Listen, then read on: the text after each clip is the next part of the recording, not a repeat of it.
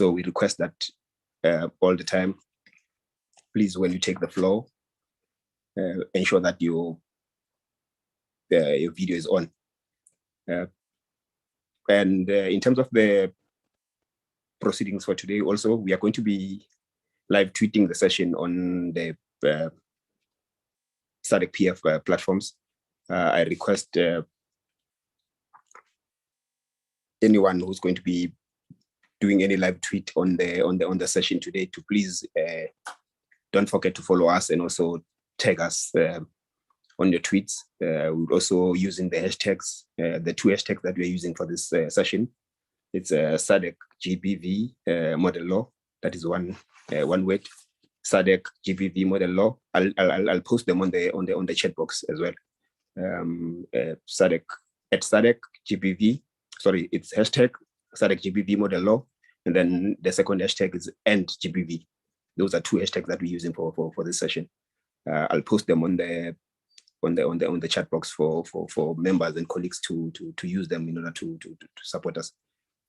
I'll also post on the chat box the place where you will find the information, especially the model law itself, the draft, and the presentations that are going to be done today will be available on that chat box so that you are able to follow the session. That's about it from my side, Mr. Kurasha. Thank you very much. Thank you very much, Modise. Meanwhile, we wait for 5 minutes when we shall make the final round of housekeeping issues. Thank you very much.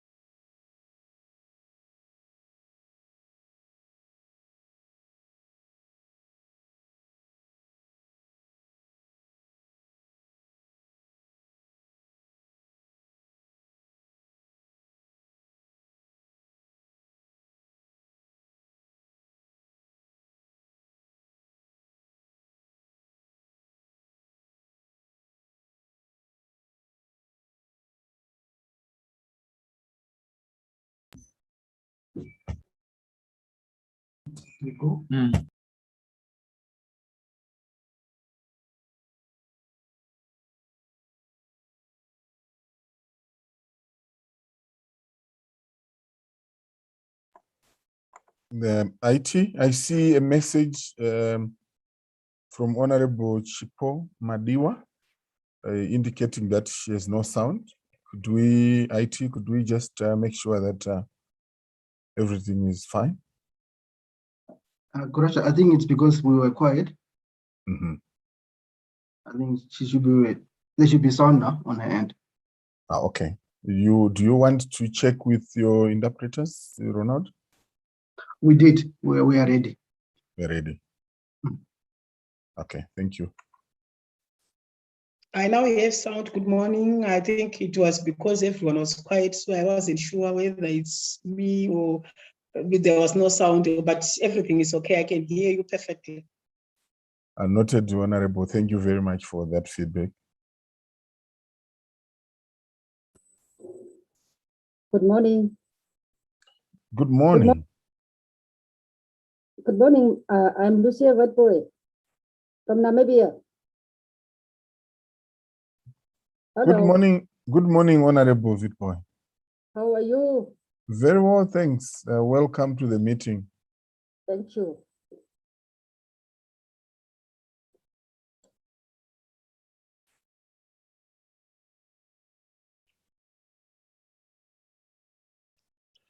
It's 3 minutes to 10 o'clock.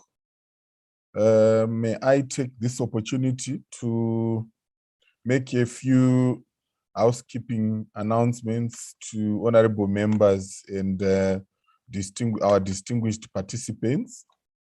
My name is Shaunen Kurasha. I'm the program manager for democracy and governance, and also the parliamentary business focal person for the SADC Parliamentary Forum.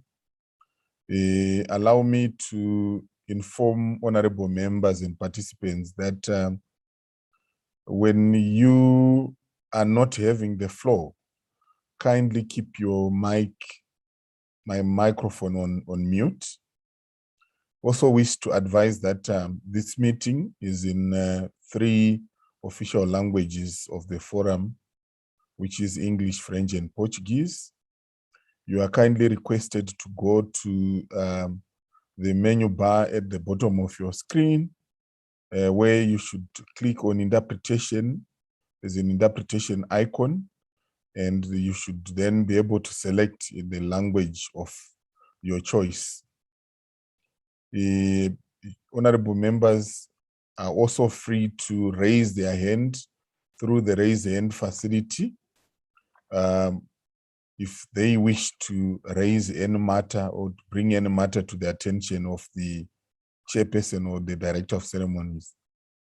Honorable members, you also invited to utilize the chat box to communicate any issues that you may have, be it questions or comments. For substantive submissions regarding the GBV model law, should members wish to do so post the meeting, we have an email address, gbv@sadcpf.org. I'll request my colleague Ronald to paste this in the chat box. I also wish to one more time invite Modise to give a briefing about the videos during the course of the meeting before we commence. Modise. Thank you very much, Mr. Kurasha. Good morning, honorable members, colleagues. We request that the session today is going to be live broadcast and live streamed on the various SADC PF social media platforms. We request members as they take the floor to please keep their videos on so that we can be able to use it on the live streaming. We request that also members to please follow us as we are going to be live tweeting and live tweeting on the various platforms of the SADC PF. The Twitter account that you can follow us on is at SADC PF. That is on Twitter and Facebook. And we are also live streaming the session as I indicated. There are two hashtags that we are using in order to keep track of what's happening on the session today. The first one is hashtag SADC GBV model law. And then the second one is hashtag and GBV. Those are the two hashtags that we're using for the session today. We request members to please use those sessions and tag us when they post about the session today. But thank you very much. Thank you very much, Modise. And once more, honorable members and colleagues, allow me to call the meeting to order. And in this regard, I wish to recognize the Secretary General of the SADC Parliamentary Forum, Madam Boemo Sekoma, honorable chairpersons of the various parliamentary committees from our national parliaments, members of parliament of the SADC Parliamentary Forum, and honorable members of parliament from member parliaments. I wish to also recognize Mr. Depros Mchena, who is the Regional Director for Eastern and Southern Africa for Amnesty International.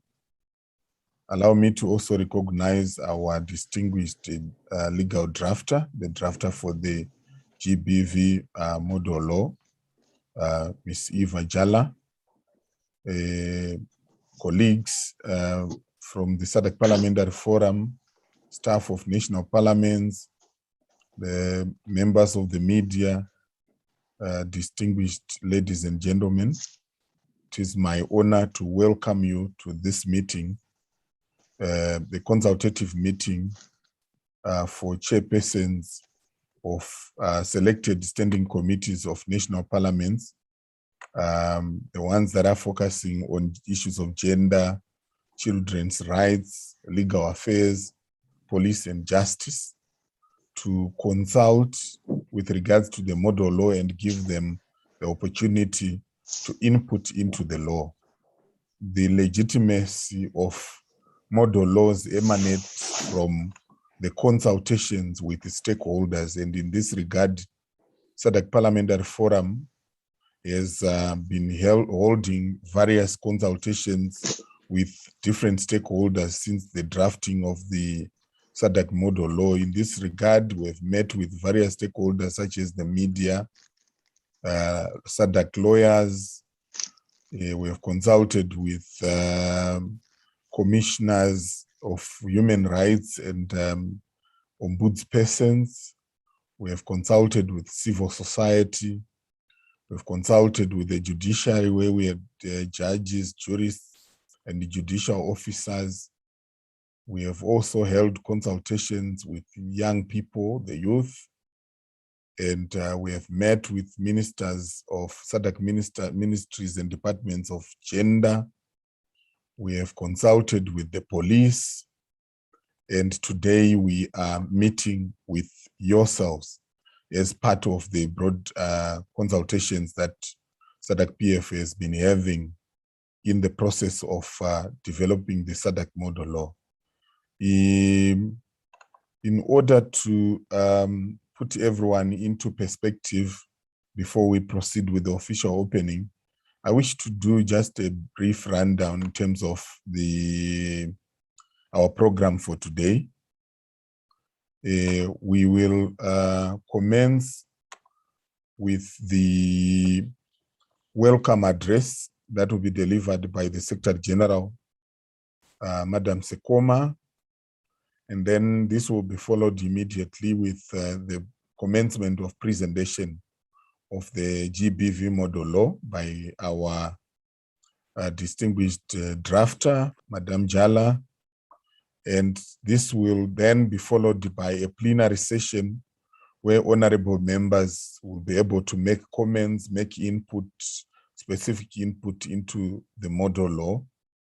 And we will then be able to conclude with closing and solidarity remarks from Mr. Depros Mchena, who is the Regional Director for Amnesty International for Eastern and Southern Africa.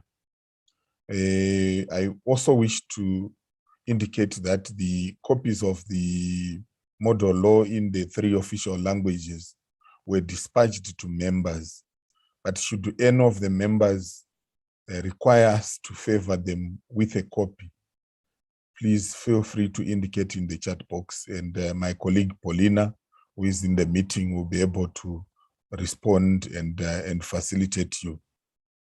At this juncture, allow me to invite Madam Secretary General, Madam Sekoma, to deliver a welcome remarks. Thank you very much.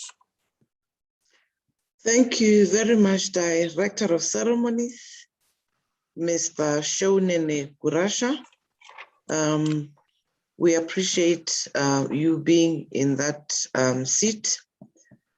Honorable members, chairpersons of parliamentary committees, Mr. Depros Mchena, the Executive Director of Amnesty International, Ms. Eva Jala, our revered legal drafter of the SADC model law on gender-based violence, and the SADC law on eradicating child marriage and protecting children in marriage, members of the media who are present, colleagues from SADC national parliaments and the SADC Parliamentary Forum, distinguished participants, good morning, bonjour, bon dia.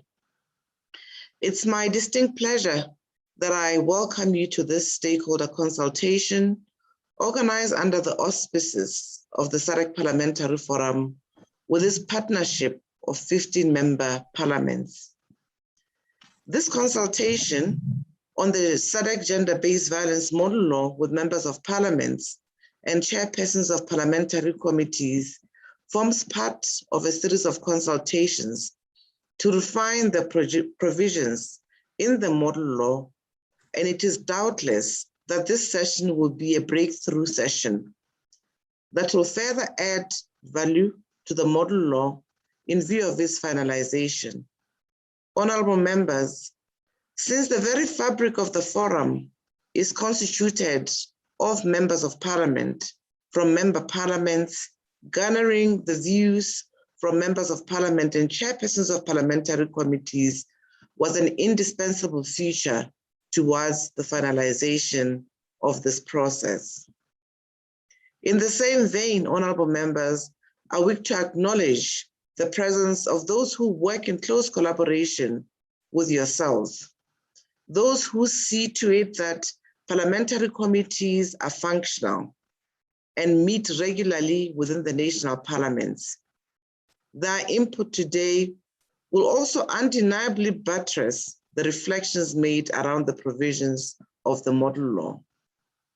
Honourable members, in this regard, I wish to first salute the tremendous work conducted by parliamentary committees of SADC national parliaments under the robust leadership of chairpersons and champion members of parliament. Fortunately, where we are able to see them virtually, we have enjoyed your leadership in this regard. Indeed, parliamentary committees on gender, on women and gender caucuses have conducted significant work in domesticating initiatives of the SADC Parliamentary Forum related to gender equality.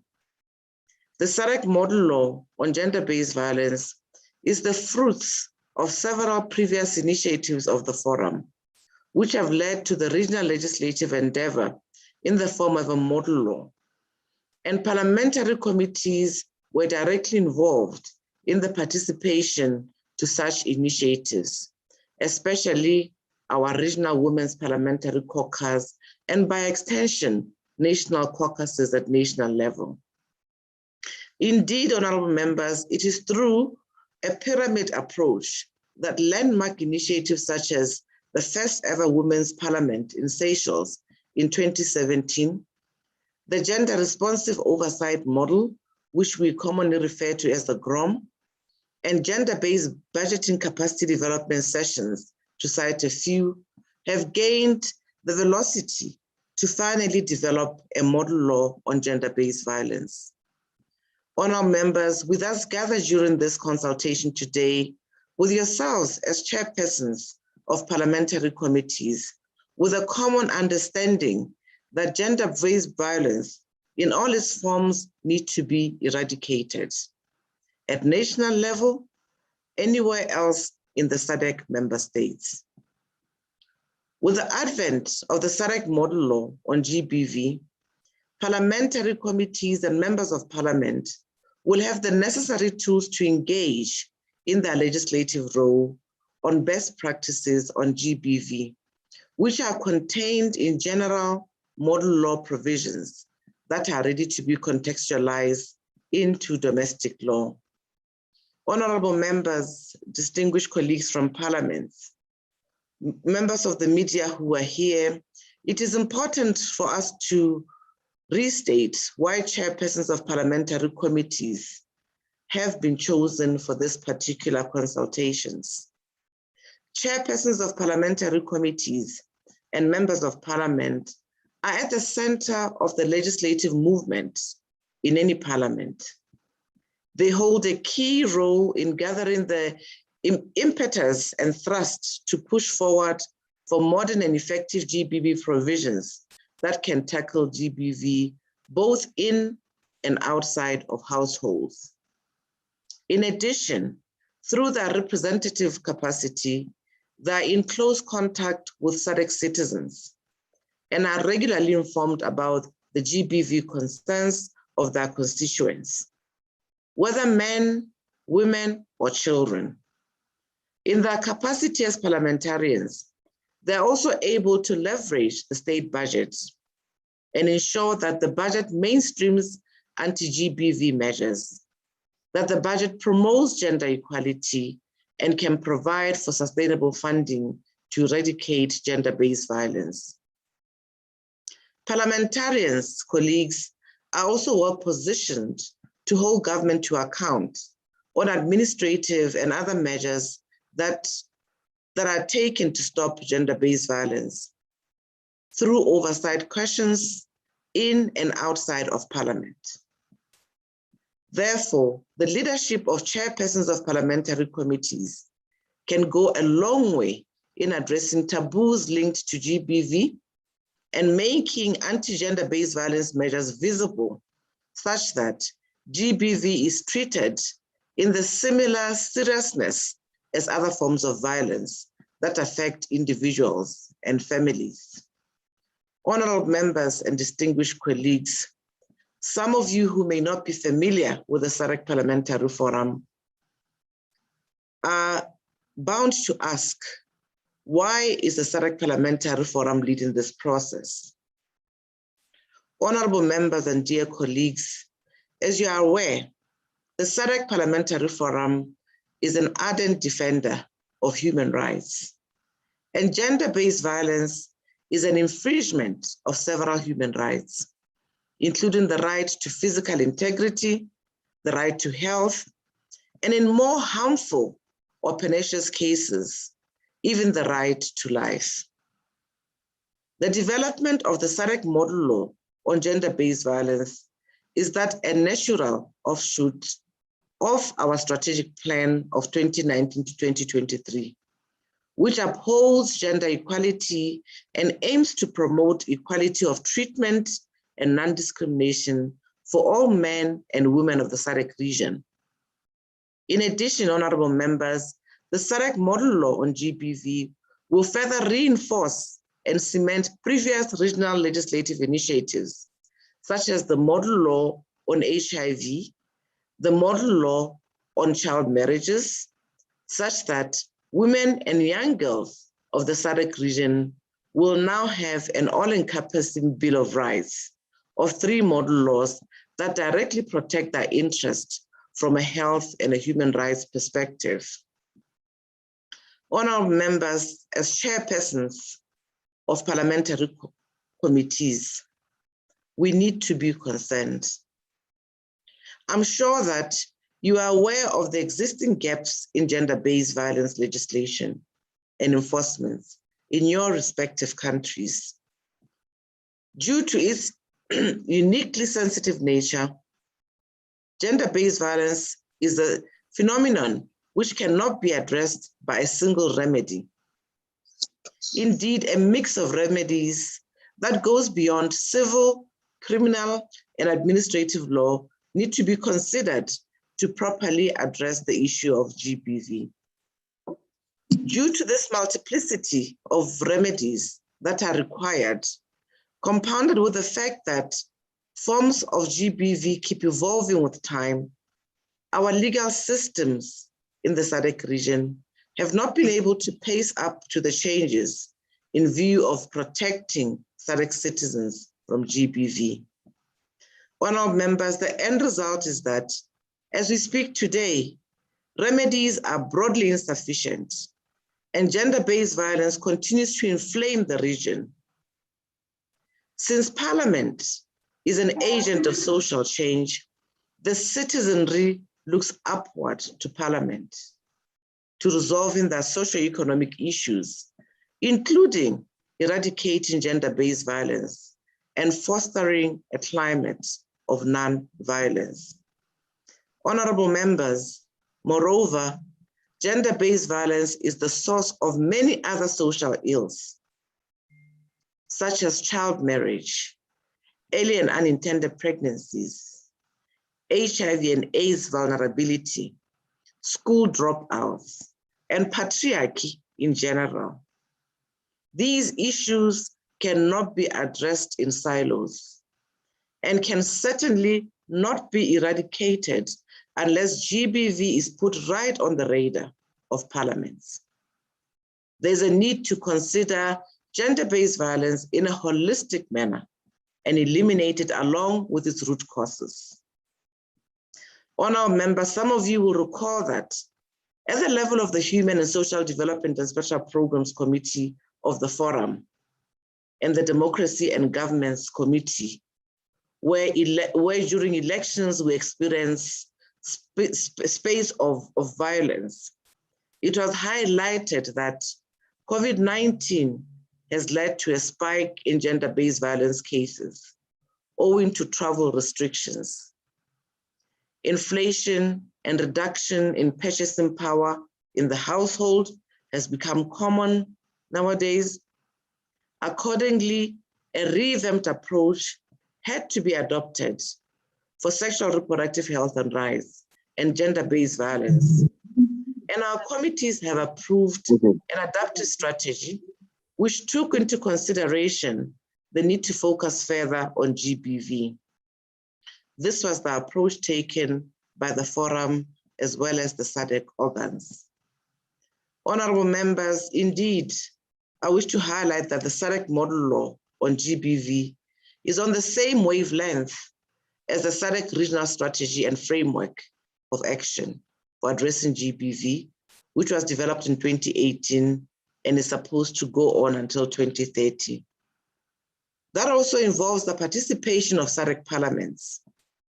As you may be aware, the regional strategy calls for human rights compliant legislative provisions which outlaw negative traditional, social, economic, and political practices that promote all forms of gender-based violence.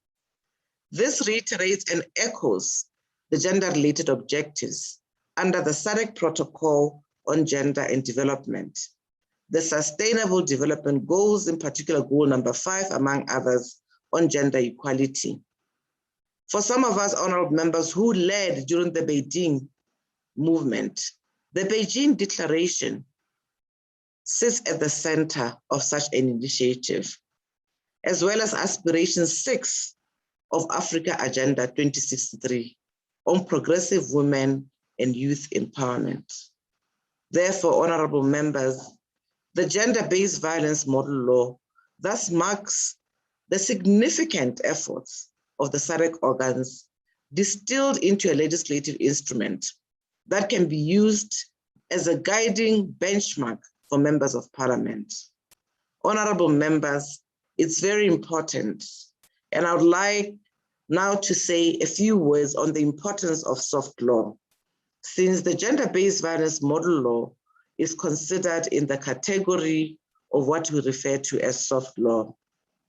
Chairpersons of parliamentary committees, today you will concur that soft law can be as useful as binding law if domesticated progressively in an appropriate manner. Therefore, the call for a parliament with legislative powers need not be the focus. Rather, we should look at how best parliaments can be at the forefront of progressive domestication. Indeed, experience garnered by the forum has shown that significant soft law developments by the SADC Parliamentary Forum in the form of model laws was indeed accelerated in our member states. Domestication has been very key in some of our member states, and the incorporation process, while slow, it is promising. Much of the SADC model law on HIV and the SADC model law on child marriage have already been domesticated across the SADC region. At the forum, the development of the model law is always considered as a beginning rather than an end in itself. Honorable members, those of you who sit in the Regional Parliamentary Model Laws Oversight Committee of the Forum will further concur that this organ of the Forum can also play a critical role in monitoring domestication and acting as a platform where bottlenecks can be identified relating to domestication of model laws. Honorable members, this consultation in itself and the series of consultations made beforehand serve to indicate the inclusive process of finalization of the model law. In this regard, I'm confident that as for other model laws developed, the model law on gender-based violence will also become a flagship legal instrument that would serve as a robust guiding benchmark on gender-based violence-related norms for the SADC region and beyond. Honorable members and dear colleagues, participants, I wish to end by emphasizing that stakeholder consultations continues to be a core aspect of every model law developed by the SADC Parliamentary Forum. Chairpersons of parliamentary committees and members of parliament generally are not only stakeholders, but they are considered as implementers and enablers of the law. They are on the front line of legislative initiatives and can bring public or private bills into parliament. Honorable members, as mentioned earlier, members of parliament, we believe at the SADC PF, can leverage their parliamentary functions to implement anti-GBV measures.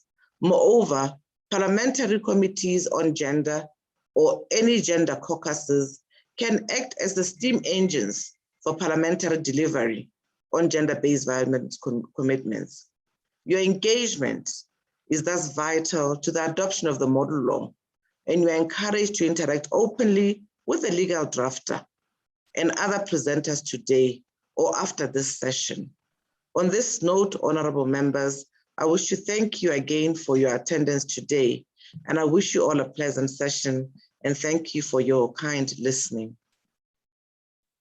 Thank you very much, SG, for that very passionate fervent plea to the chairpersons and the challenge that you have placed before them in terms of their mandate and role as chairpersons of committees to be able to scale up and prioritize the issue of GBV, kicking out GBV out of SADC on the radar of national parliaments and on national agenda.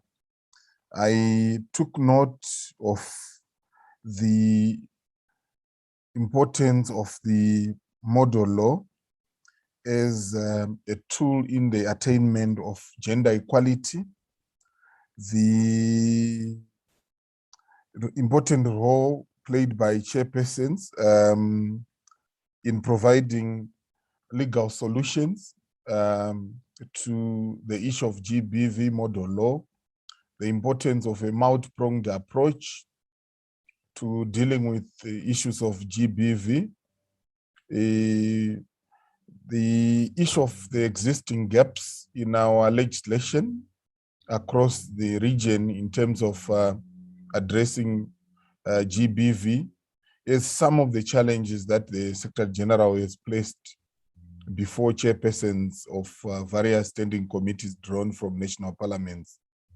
At this juncture, allow me to invite our distinguished legal drafter, Madam Eva Jala, to take the floor and present the SADC model law on GBV.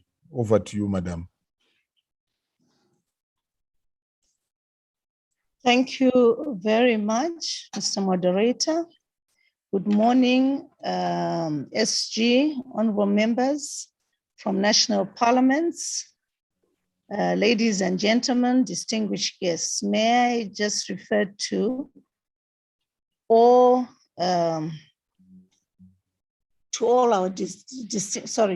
distinguished guests and all protocols observed.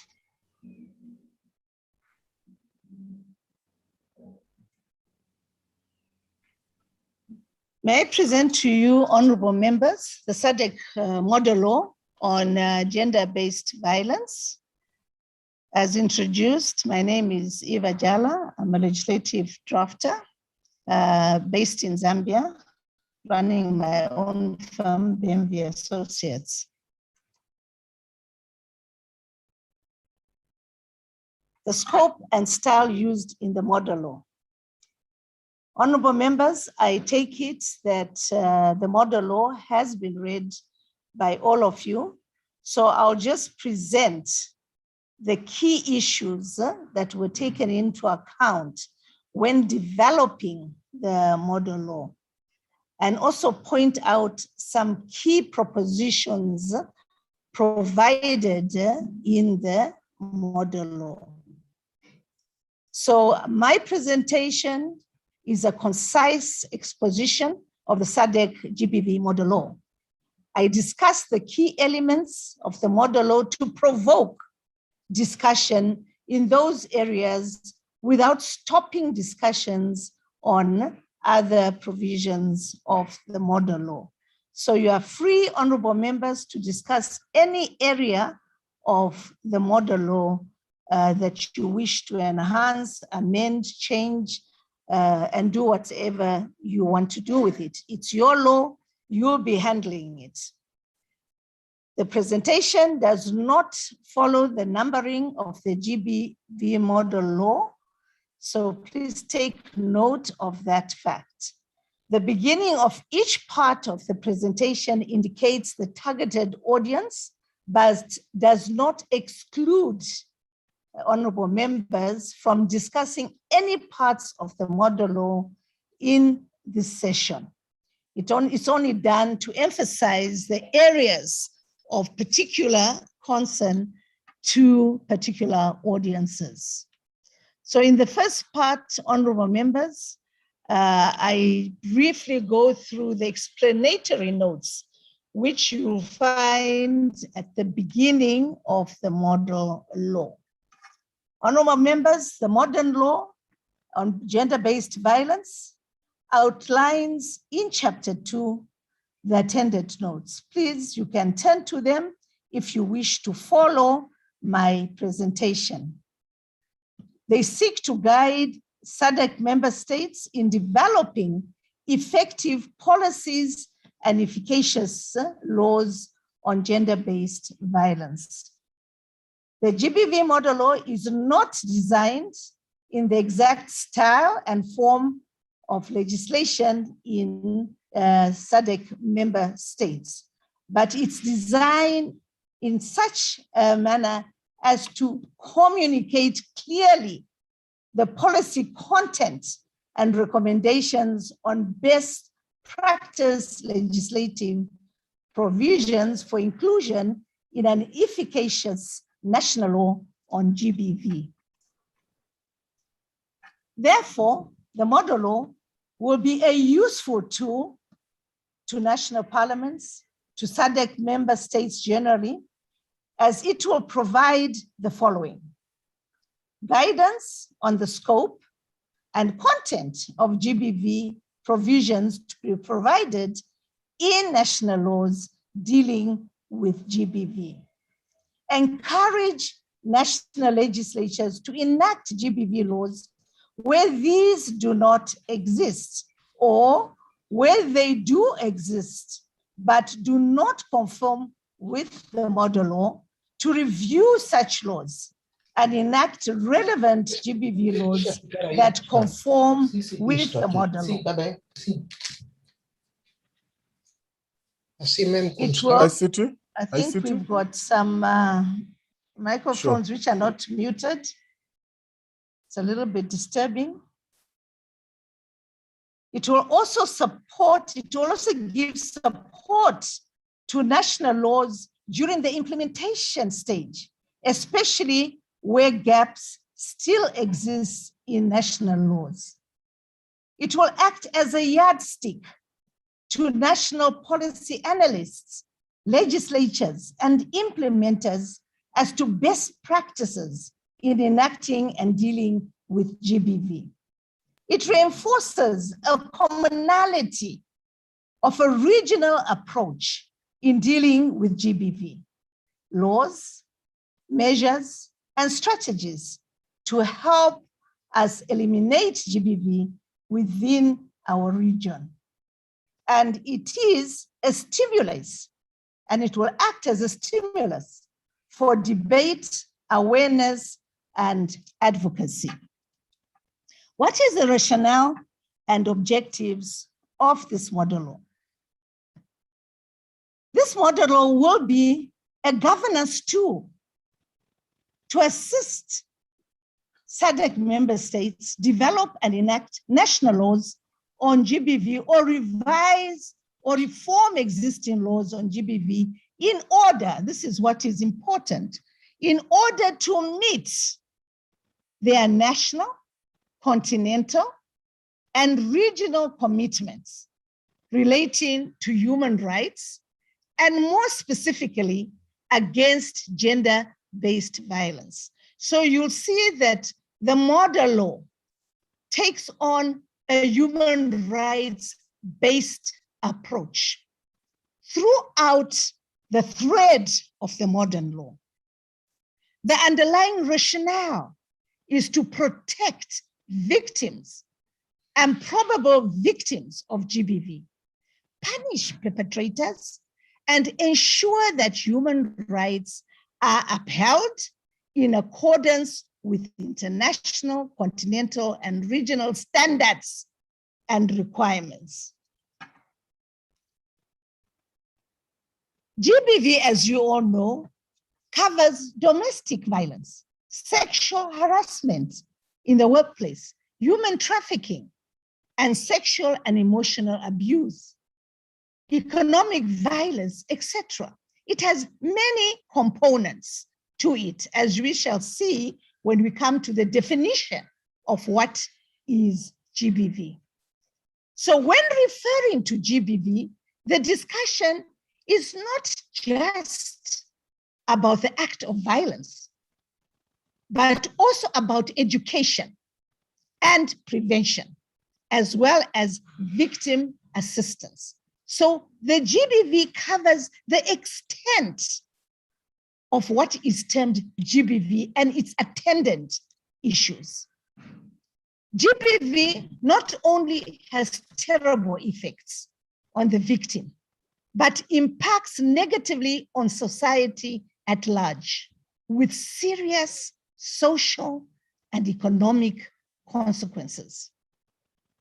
It is a national issue.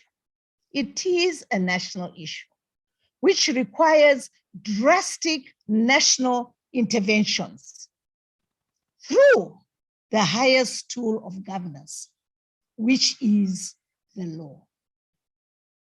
The law must play its part. As we all know, GBV is an affront to human rights. And the United Nations, taking into account all these issues, defines GBV as any act of gender-based violence that results in or is likely to result in physical, sexual, or psychological harm or suffering to women, including threats of such acts, coercion, or arbitrary deprivation of liberty, whether occurring in public or in private life. Similarly, SADC has also defined GBV as all acts perpetrated against women, men, boys, and girls on the basis of their sex, which causes or could cause them physical, sexual, psychological, emotional, or economic harm, including the threat to take such acts or to undertake the imposition of arbitrary restrictions on or deprivation of fundamental freedoms in private or public life, in peacetime and during situations of armed or other forms of conflict. So in the model law, we try to define GBV in relation to these two definitions. We reconstruct it so as to ensure we leave no person behind, no category behind, or no victim behind. So that's what we have done in the model law. Honorable members, let us look at the inadequacy of our national laws on GBV that has brought about this model law by SADC-PF. Although the majority of SADC member states have laws in one form or the other dealing with some forms and components of GBV, these do not seem to be stemming or eradicating GBV.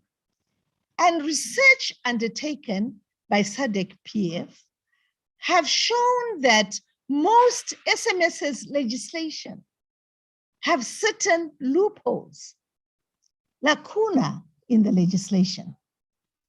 Provisions lack scope or content, are fragmented, inconsistent, conflict in allocation of mandates, are ambiguous, or generally vague as to the meaning, privilege, entitlement, or right.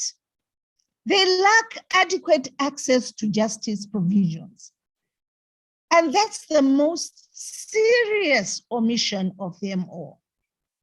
To enable and capacitate the various players in the criminal justice and administrative systems at various stages to prevent, receive, investigate, attend, prosecute, and decide on GBV cases. The whole criminal justice system does not support effectively the handling and deciding on GBV cases, which is a great pity, and enforce decisions and protect victims of GBV.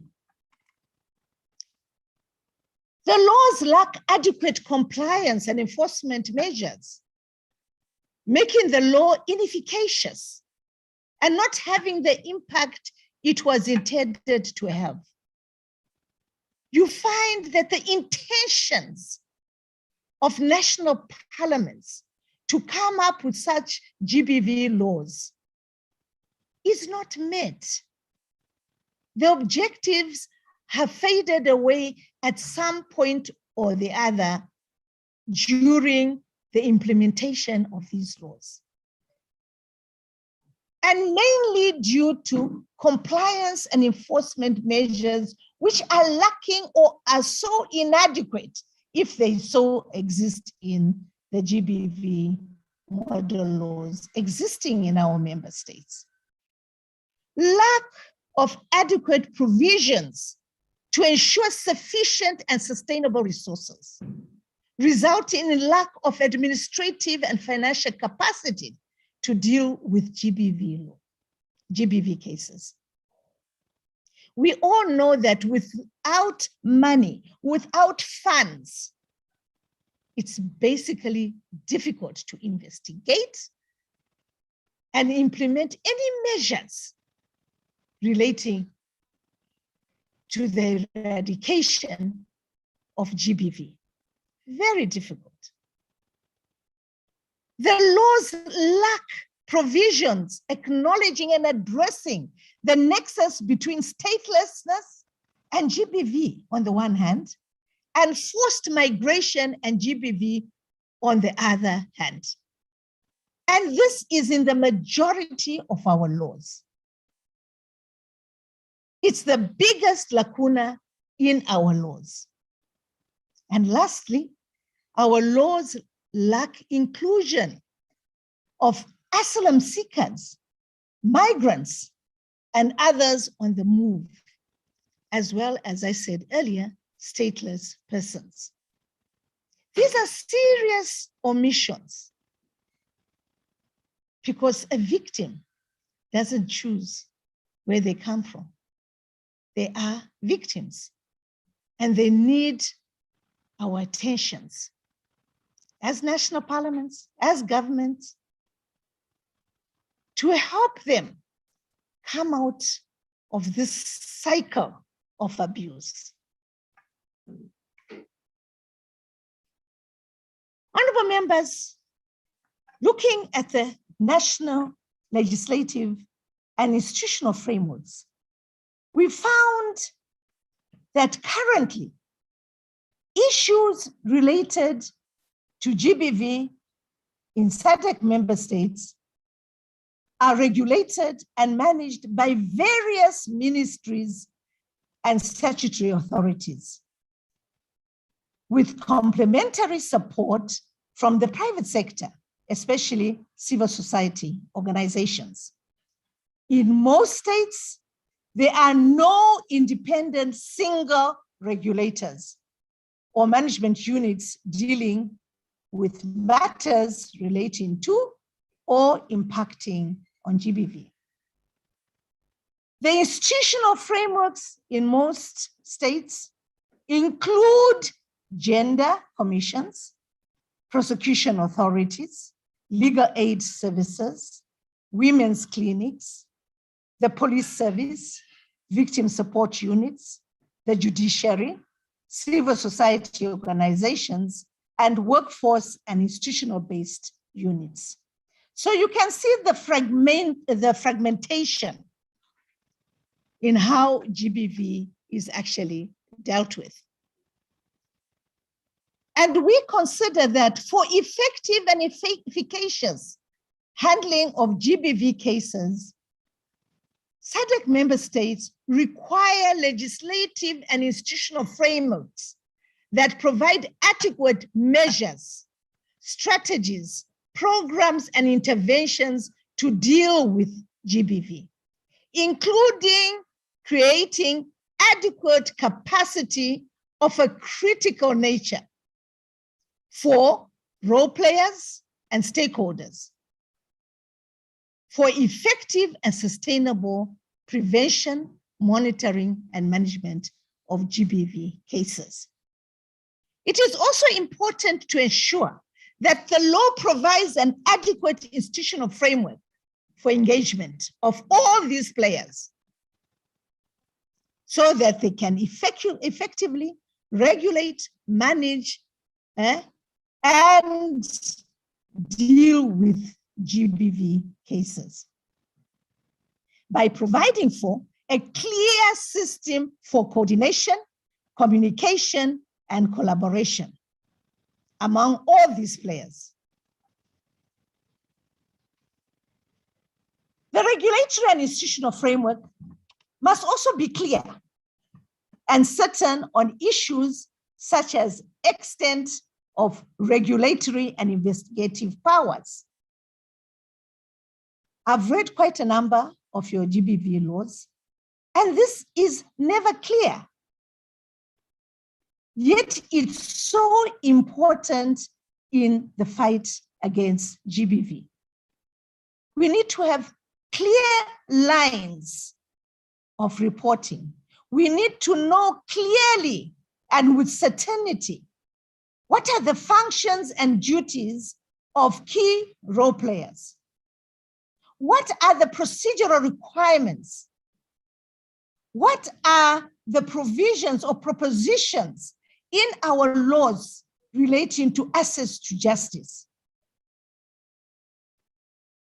The laws need to be specific on coordination, communication, and collaborative issues, enforcement and compliance mechanisms, and who manages infrastructure facilities, and so forth. The victims of GBV and the private sector involved in providing advice, assistance, and protection to victims of GBV need assurance. They need assurance that regulatory state authorities have the necessary autonomy, power, and capacity to act fairly, transparently, and decisively when responding to GBV. That's the expectation of those partners that help you deal with GBV. And it is an expectation that's well justifiable. Well justifiable, because we are dealing with a serious crime against humanity. And we should treat it as such. There is now a paradigm shift in legislative systems for fighting GBV. And we have tried as much as possible in this model law to take that into account.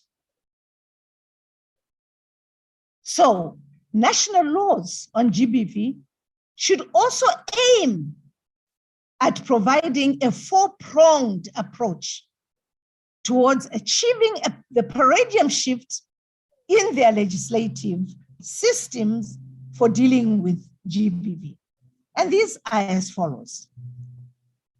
Provide a human rights-based approach to GBV laws that address the root causes of GBV and allows for inclusion of all marginalized groups, including refugees, asylum seekers, stateless persons, and persons without documentation.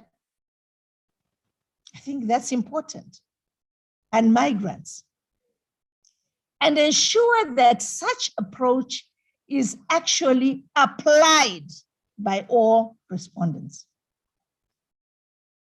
Interface all concepts, rules, and principles of access to justice to promote seamless connectivity for efficient handling, investigating, prevention, prosecution, protection, and enforcement of all GBV cases. Introduce innovative methods to deal effectively with GBV. For example, in these times of COVID, we all know the problems that COVID has caused in our society. We are now living in closed spaces, and we all know what that can bring about. And our laws should ensure adequate information and financial resources are provided for intervention, prevention, protection, enforcement, regulation, and that such measures will work, be maintained, and are sustainable. We should fight for sustainability and not short-term gains. We have looked in the course of this study in the constitutions of all our member states and what they actually provide for in the area of human rights. And we acknowledge that when coming up with a law on GBV, we need to take into account our constitutions when drafting, adopting, adapting, and enacting the contents of this GBV model law into our national laws. That's very important. We must follow process and procedures as constitutionally established.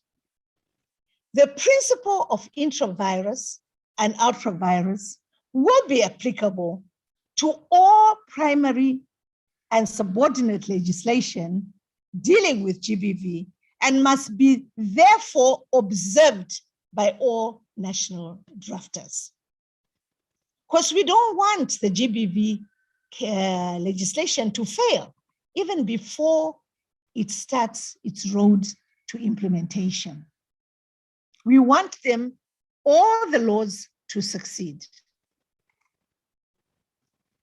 Most member states have bills of rights embedded in their constitutions, which, though not comprehensive, some of them, follow closely the human rights spelled out in the Universal Declaration of Human Rights. International human rights instruments provide an agreed set of human rights standards and establish mechanisms to monitor the manner in which human rights and freedoms are implemented. So it's a good starting point in the fight against GBV. Other key human rights treaties of the UN that must be taken into account include the following: the International Covenant on Civil and Political Rights, the International Covenant on Economic, Social, and Cultural Rights, and all these that are listed in the GBV law, which you'll find them listed in the first chapter dealing with explanatory notes. And you'll also find them adequately explained in the preamble to the model law.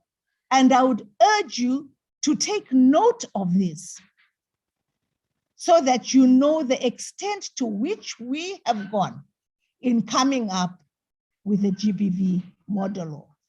It's also a comfort to yourselves, honorable members, that adequate research has been done to obtain best international, regional, and continental practices in relation to the fight against GBV. The model law also attempts to restate some of these human rights that directly impact on GBV. And you, when reading it, you'll note that this has effectively been done. However, a point to note and to be aware of, these are not, and we do not claim that they are exhaustive. And you should urge your drafters to endeavor to go through your obligations as member states and try to fill in the gaps where need be in the national laws. Honorable members, the UN has issued a number of legislative guidelines, guidance notes, explanatory notes, and commentaries on various human rights instruments, which act as good working tools to the drafters of national legislation for gap analysis on national laws impacting on GBV. We have tried, honorable members, to incorporate most of the amendments appearing in these UN notes and tools.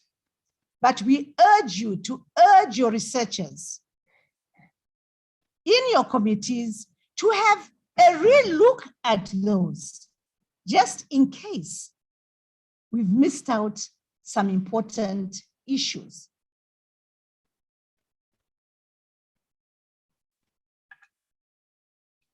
Honorable members, a task at hand as you proceed to your national parliaments in considering this model law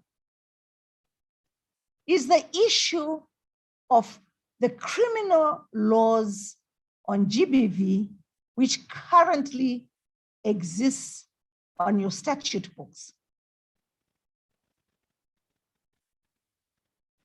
SADC member states, which already have existing criminal laws on GBV, may need to generally review their laws to ascertain conformity with the GBV model law and other international and regional requirements and standards.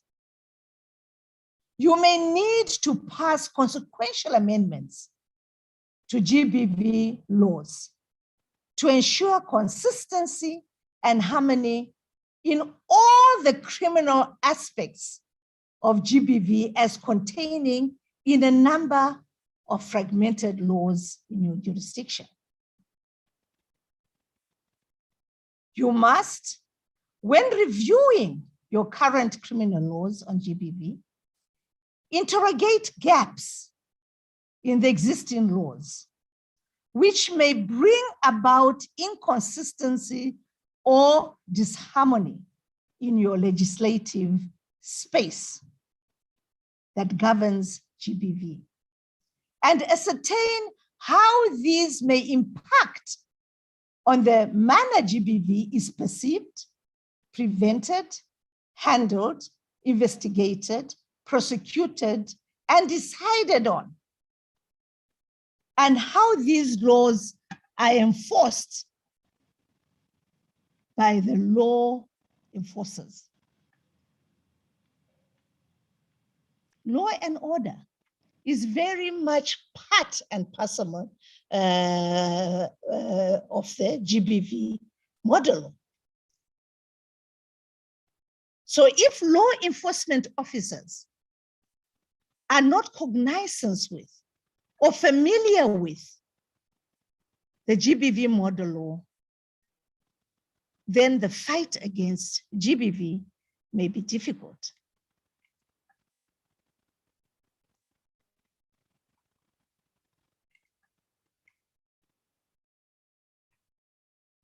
Members of Parliament, the drafters of national legislation may wish to refer to regional and international guidelines, and recommended practices that provide for police and law enforcement duties and responsibilities. For example, the Essential Services Package, ESP, is a guidance tool identifying the essential services to be provided to all women and girls who have experienced gender-based violence, including services that should be provided by the health, social services, police, and justice sectors.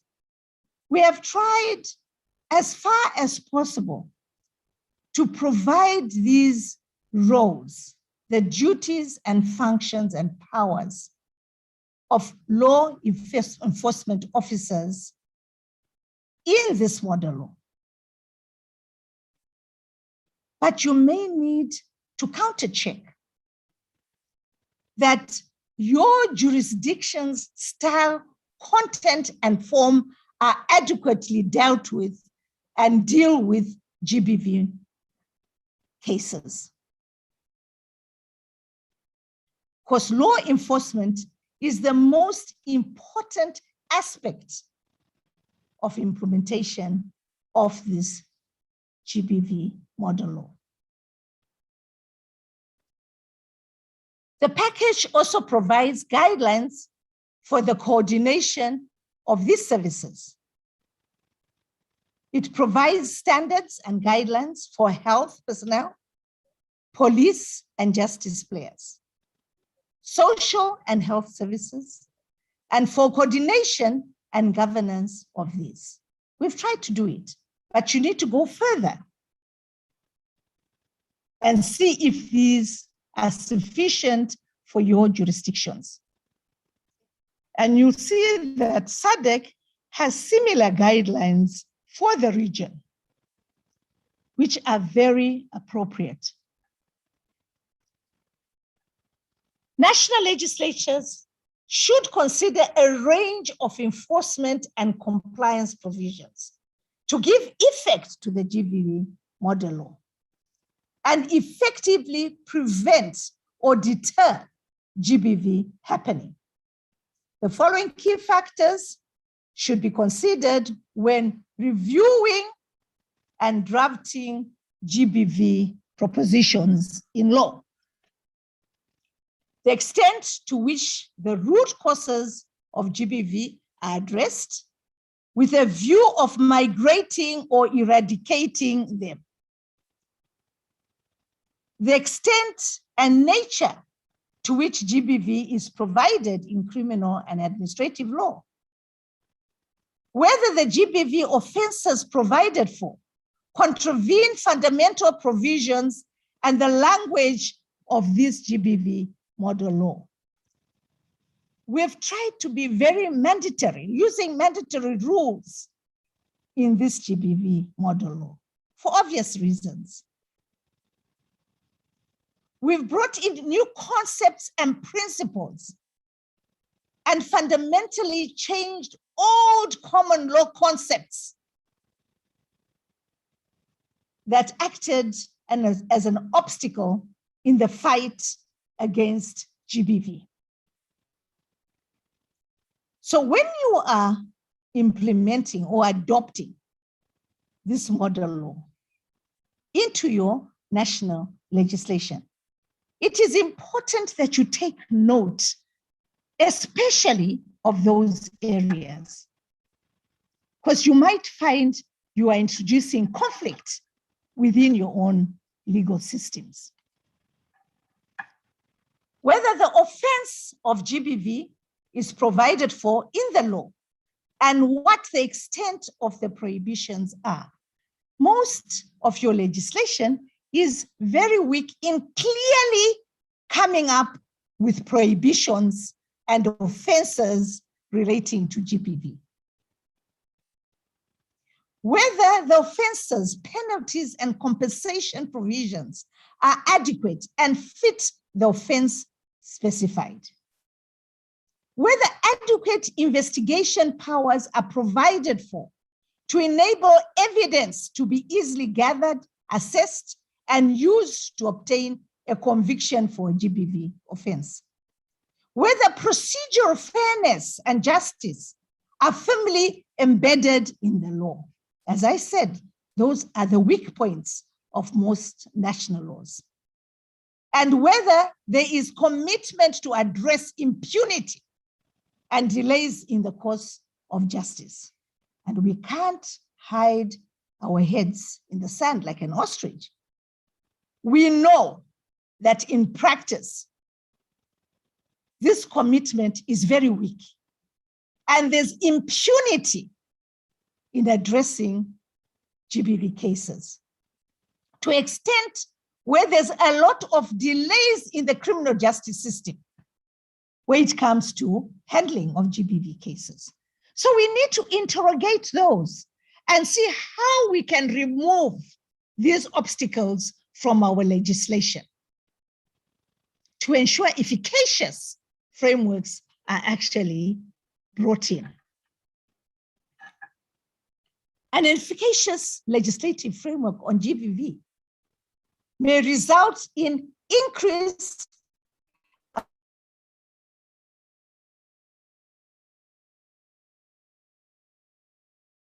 increase in GBV cases, lack of access to justice, and continued inequalities and inequities in society, thereby having a negative impact on socio-economic development and continued non-observance and contravention of an individual's fundamental human rights and freedoms. Half of your human resources are down, ailing in hospital, murdered, and so forth due to GBV. Productivity is affected. Economic growth is then impacted. The GBV model law will enable member states decide on whether to retain the status quo as provided in the existing institutional and legislative frameworks, amend some laws dealing with or impacting on GBV, or ensure that they deal comprehensively with GBV and provide effective access to justice provisions, thus creating an efficient and sustainable criminal justice and administrative systems for the fight against GBV.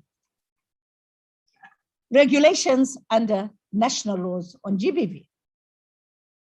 These are very important because they operationalize the framework of the legislation that you brought in to deal with GBV.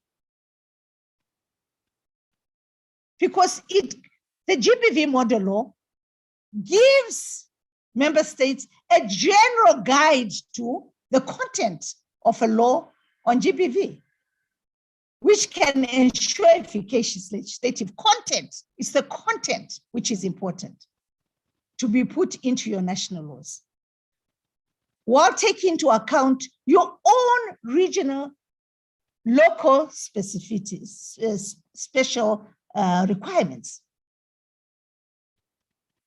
It is imperative that member states must, after enactment of their laws on GBV, which may not be comprehensive as to measures, interventions, administrative support systems, procedures, and processes, exercise legislative authority through the issue of subsidiary or subordinate legislation for the operationalization of the GBV law, so that you create effective implementation and enforcement tools for the proposed law or for the law which you have already enacted. So you'll find, to help you develop this content, as I said earlier, in this GBV model law, not only are we providing you with substantive content, but we also provide you with subsidiary content so that you can easily translate these into substantive provisions of the law on GBV, the Act, and also issue immediately thereafter your subsidiary legislation operationalizing the provisions of the law. So in the GBV model law, you'll find both. And that will speed up the coming into force of the GBV national legislation. A very difficult issue that we have to deal with as member states is the issue of customary laws and religious norms.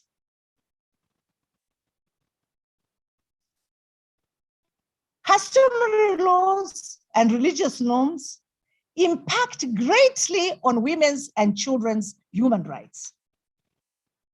Some of them offend international commitments on GBV. They offend on good governance. And some of them are repugnant to natural and legal justice. So we need to consider these very seriously in dealing with GBV legislation. And this is because we acknowledge that in some countries in the region, customary laws are recognized as a source of law in most of our constitutions and some acts of parliament, where these are not repugnant to natural justice. Further, an impacting point is that of freedom of religion, which are recognized in most of our constitutions.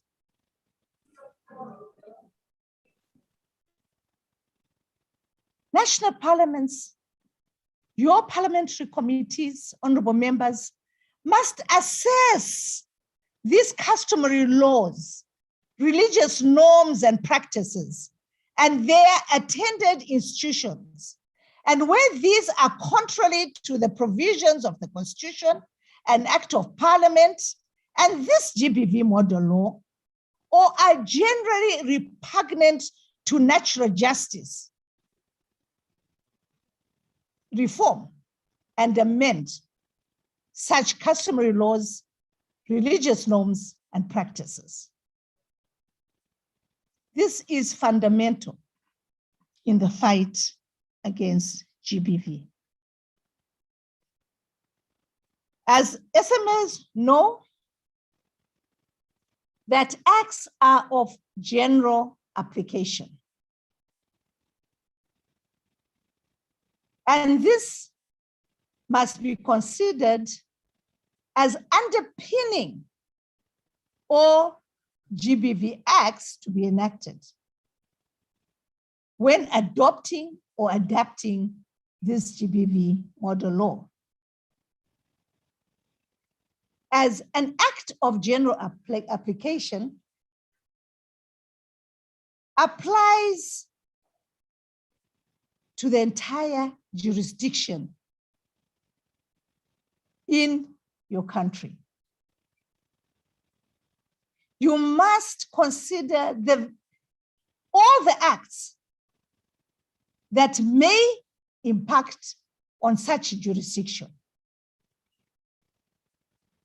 These include the Interpretation and General Provisions Acts. I know most of us have those, having inherited them from the common law. the Colonial Master, statutory portfolio acts, criminal laws, evidence codes, and financial management laws. All these acts will apply generally to all acts of parliament within your jurisdictions. So if they contain anything that is inconsistent with what we are trying to provide for in the GBV model law, they must be considered and harmonized with the GBV law once enacted, and should be considered.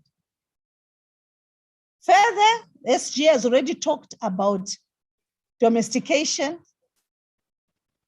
of your international commitments.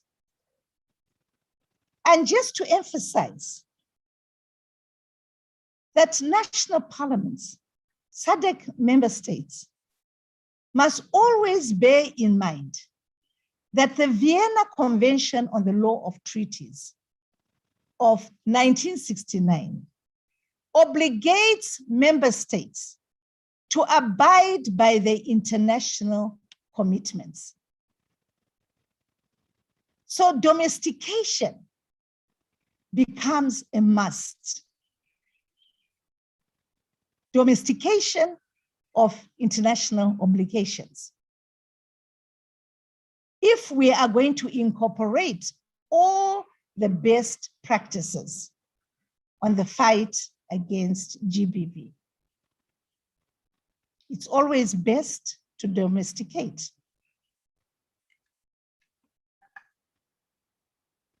And this is because international law consists of its own realm of rules, concepts, principles, and standards, which apply to the conduct of member states and international organizations in their relations with one another, and in some cases with individual groups and transnational companies. The commitments and obligations of states emanate from these rules and standards. So your national drafters must take them into account when drafting GBV laws. It's very, very important.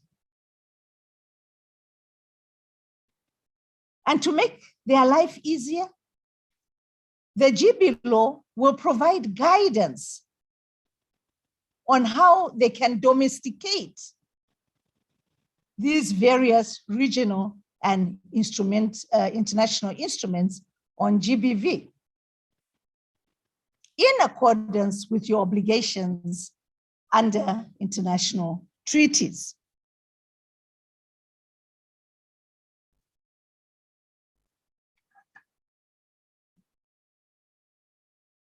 So the model law urges member states to embark on legislative reforms for purposes of giving effect to their international and regional obligations and commitments. And you'll find that these are clearly stated in the requirements, principles, concepts, standards, measures, interventions, and programs, and relate very closely to your own obligations and commitments already done at international level. So there's nothing strange that the GBV is doing. It's just assisting the GBV model law. It's just assisting you operationalize those in a manner that will be effective in your national legislation. Should you adopt the GBV model law as SADC PF, obviously, the domestication process will be that as is authorized in your constitutions or generally under your jurisdictions.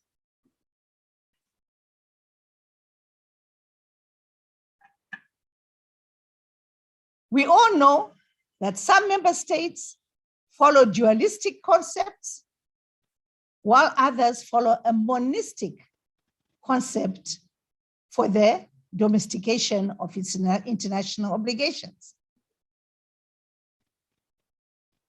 You may, as national legislation, following your constitutional systems, use various methods for incorporating these obligations, some of which are by reflecting the principles of the content of your obligations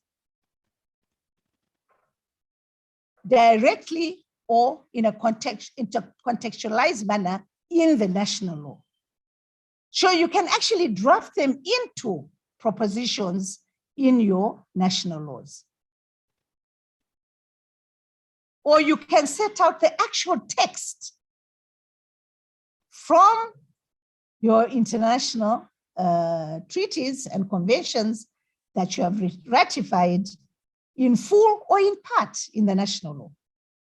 Or you can give full effect to these international instruments by referencing or annexing them in the schedules to your national law. Or you can do any of the above. But the aim is to domesticate,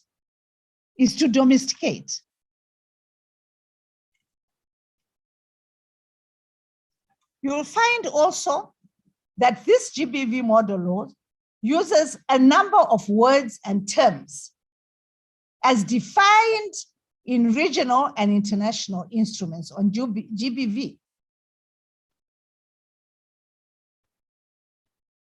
And where these are defined as provided in the regional instruments, we may modify them to achieve simplicity and ease of understanding.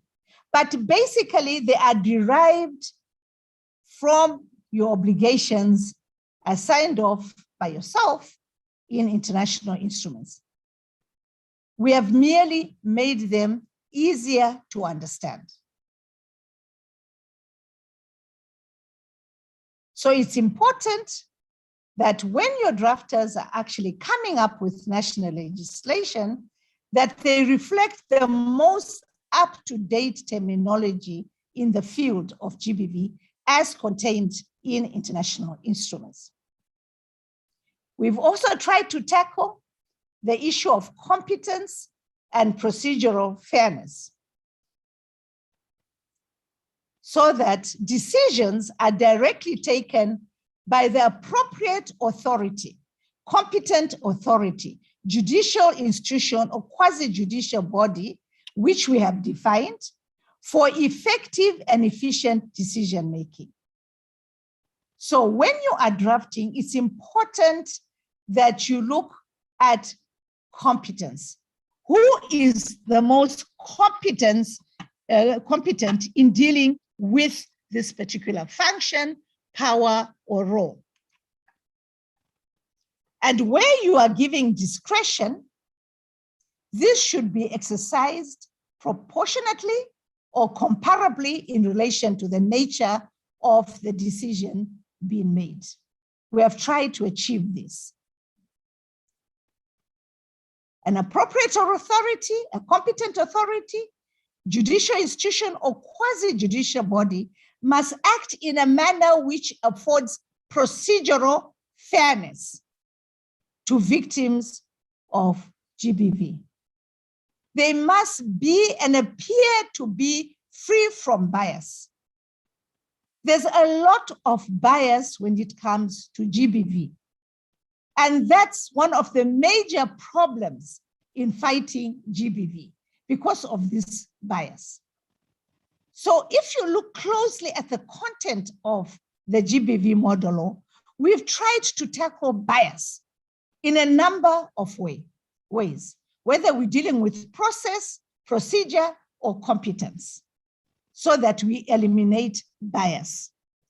Survivors and victims of GBV must be given a fair opportunity to provide any relevant information before a decision is arrived at, and that decision must be explained in a way the victim of GBV can easily understand, regardless of their background, nationality, or lack thereof. So what is the focus of the GBV model law? Please tell me when the time is up so that we go on the next point. It is important to emphasize that while the focus of the GBV model law seems to be more on violence against women and girls, the GBV model law also has a gender-based approach. It applies and is of relevance to violence against men and boys.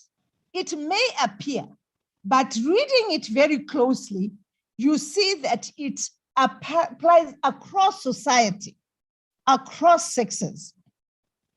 It's gender sensitive in the way it is crafted. But yes, particular attention is sometimes shifted to women and girls for obvious reasons. So this model law should be read broadly to apply to all forms and components of GBV, to the extent of the UN and SADC definitions, to all victims and perpetrators of GBV. Because we have always been asked this question. And we wish to emphasize that the GBV model law applies to victims and perpetrators of GBV, be it non-gender binary people, heterosexual, lesbian, bisexual, homosexual, transgender, or people within same-sex relationships or sex workers. We do understand that some SADC member states abhor homosexuality, lesbianism, and so forth, and their laws and constitutions reflect this.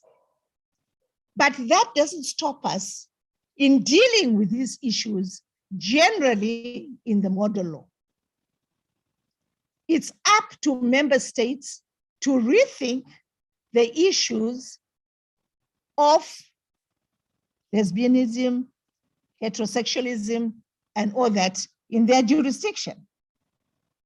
Are we deliberately excluding a whole society or section of our societies from being protected by the law? Those are questions to be asked. These are victims. They still need our protections as nations.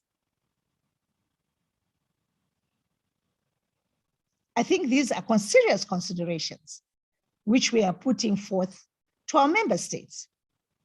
Let us think, are we going to be excluded, exclusive, or inclusive in our approach in the fight against GBV? However, in general, regardless of orientation and occupation, women and girls are more vulnerable to and experience more sexual violence, more severe physical violence, more abuse, and more control, largely from the male gender. And that's the reason acute focus is made on women and girls who are disproportionately affected by GBV. Further, the underlying logic of the subject areas of the GBV model law bear in mind the various categories of users of the GBV model law, who will be responsible in SADC member states for developing, drafting, approving, enacting, and implementing the GBV model law, or who have an interest in monitoring and evaluating the efficaciousness or impact of the GBV model law. So you can see the extent to which we have gone in coming up with this model law. We have considered every interest possible in the fight against GBV. What is the underpinning scope of the GBV model law and the national laws? You'll find that this model law aptly addresses all GBV issues and challenges, thus providing a comprehensive guide on how to improve, both from a normative, structural, and operational perspective, the response to GBV. So we've looked at all areas of the legislative span: normative, structural, and operational. I think it's important at this junction to look at what SADC-PF has succinctly stated what the scope of a model law on gender-based violence should be, which will be helpful to and assist drafters in SADC member states determine the content and scope of the national laws. And these are put as follows. I think they are very important and very appropriate for us as member states of SADC-PF to remind ourselves what we agreed on in relation to the fight against GBV. It states as follows: the proposed process of drafting a model law on gender-based violence in the SADC region, initiated by SADC-PF, is in response to the prevailing shortfalls in legislation on gender-based violence and the chronic implementation gap across the region. They did their research. A model law can guide these initiatives and interventions and ensure that they adhere to regional and international human rights frameworks and address rights and forced displacement. Victims and survivors often have little or no access to the justice system to report offenses and initiate legal action to secure protection or to ensure the state investigates crimes and prosecutes perpetrators.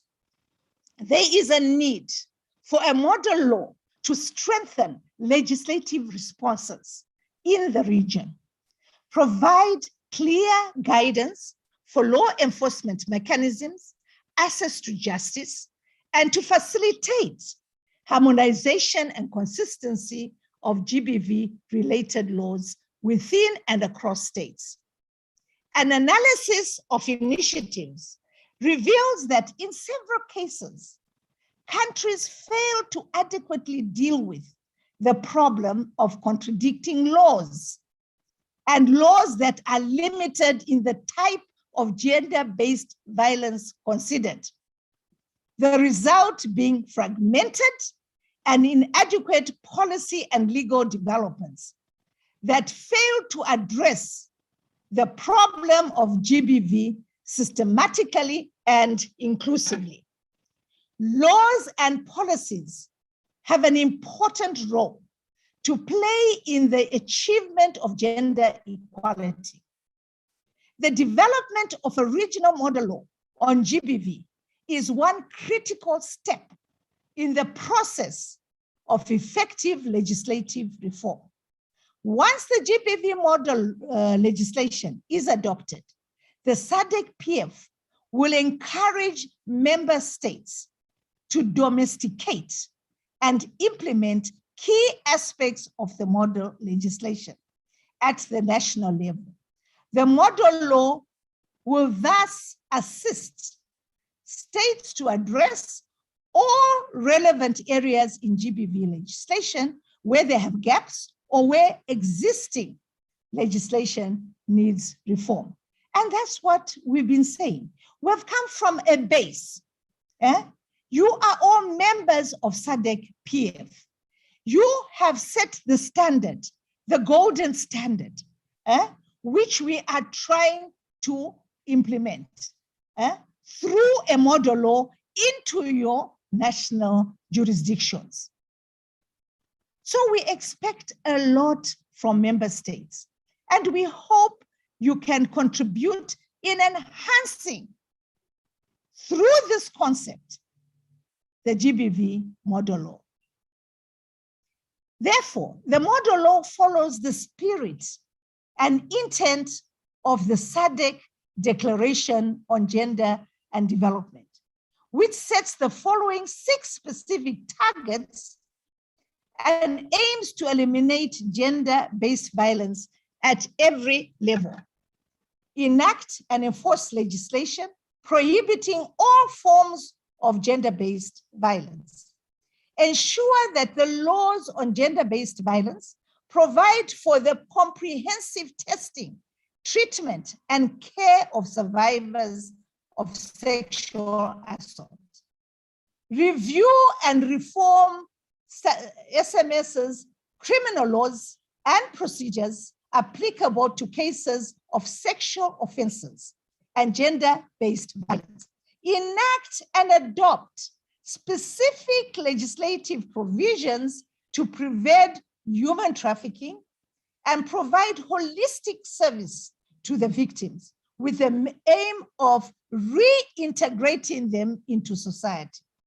Enact legislative provisions and adopt and implement policies, strategies, and programs which define and prohibit sexual harassment in all spheres and provide deterrent sanctions for perpetrators of sexual harassment, and adopt integrated approaches, including institutional cross-sector structures, with the aim of reducing current levels of gender-based violence by half, and it goes on. This is a reminder to ourselves as member states of SADC PF to implement what we signed off on. Further, member states or national parliaments must take into account and recognize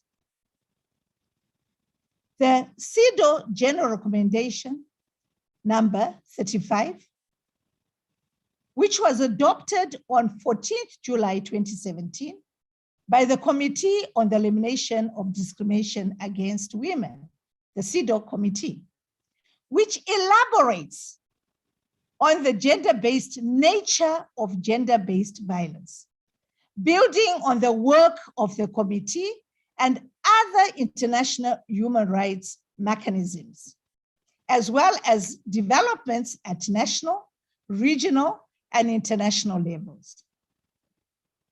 So, General Recommendation number 35 is a milestone in this field, as it recognizes that the prohibition of gender-based violence has become a norm of international customary law. It's a norm now. Expands the understanding of violence to include violations of sexual and reproductive health rights.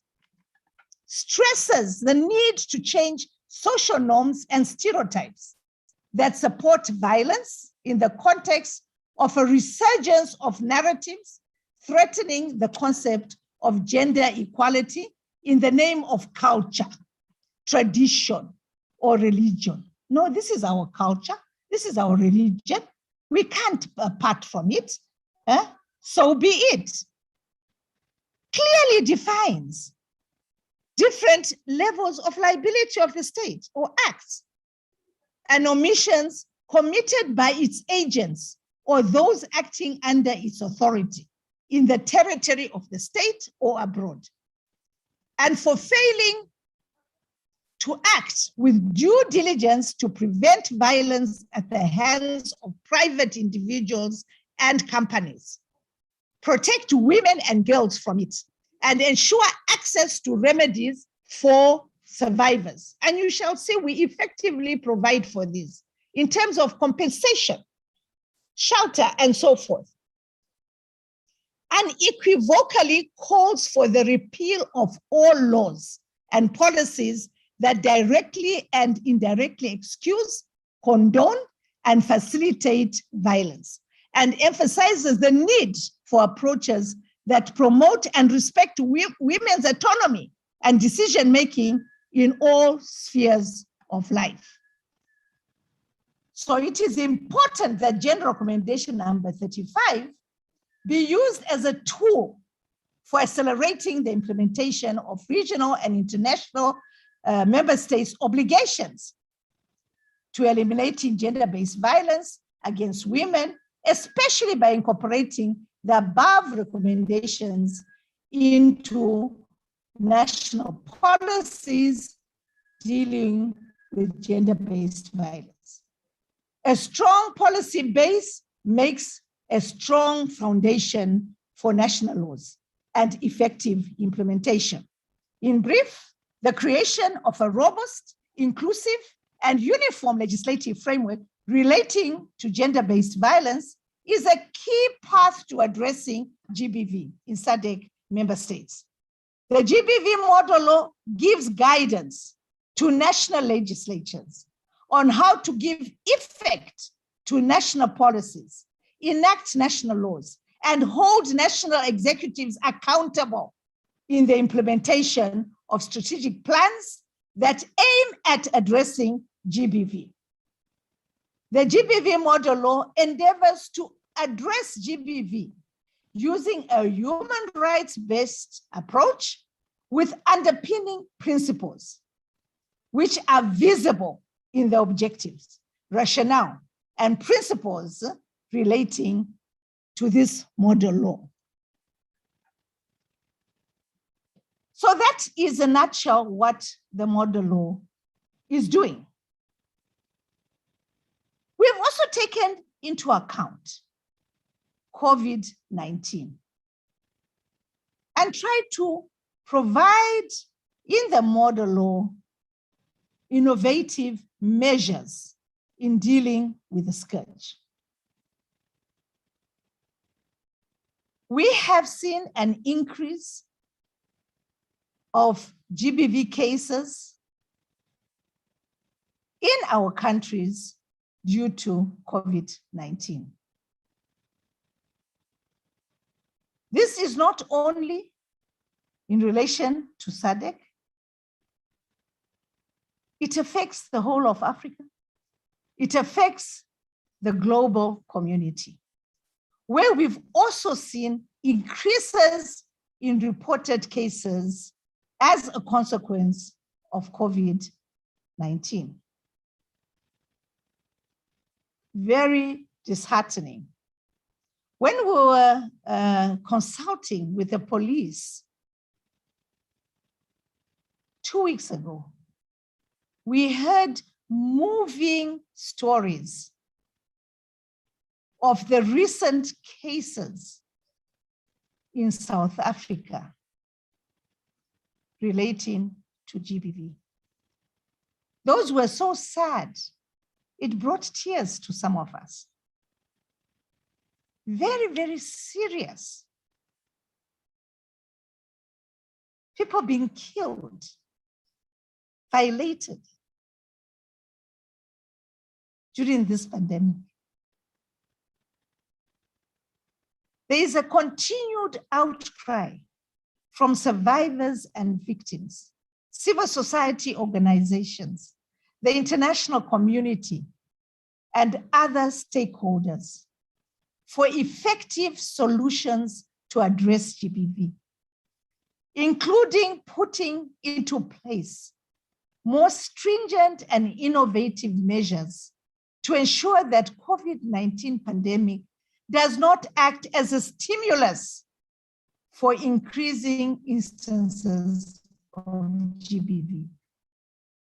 And one of those measures is strong laws, well-written laws, laws which do not bring in ambiguity and misconstruction in their application when it comes to decisions in court.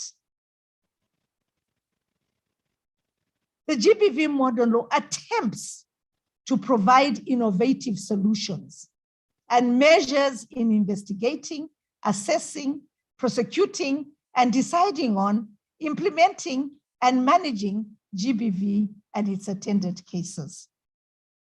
We've gone the full length, even to the extent of changing old common law principles and concepts that hindered the fight against GBV.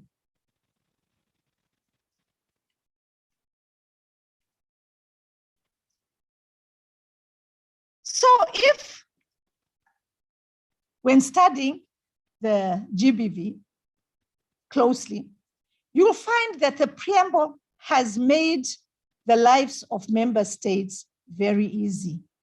We have cited all the necessary international, regional, and continental instruments, policies, and strategies that are relevant in the fight against GBV, which can be very appropriate when developing your own legislation. We have ensured in the preamble to cover all the components necessary in the fight and all the categories that it may affect.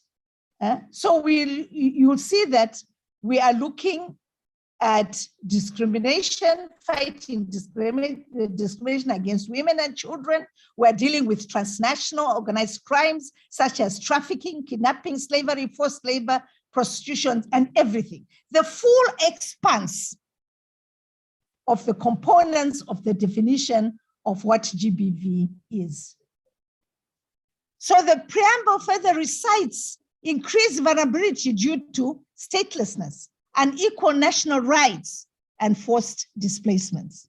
These need serious consideration by our national legislatures and should be taken into account. So national parliaments are urged to review and reform their national laws where appropriate to eliminate all forms of gender-based violence, discriminatory and inequitable practices and norms that currently exist, and punish perpetrators, especially considering women and child victims and witnesses, in order to prevent further hardship and trauma. We are further pleading with national parliaments to emphasize national coordination and cooperation between government agencies and civil society organizations, NGOs, including international, regional, and continental organizations. So that's the end of part one. It gives you an overall view of the intentions and scope of the GBV model law. Now, according to the program, can I be guided?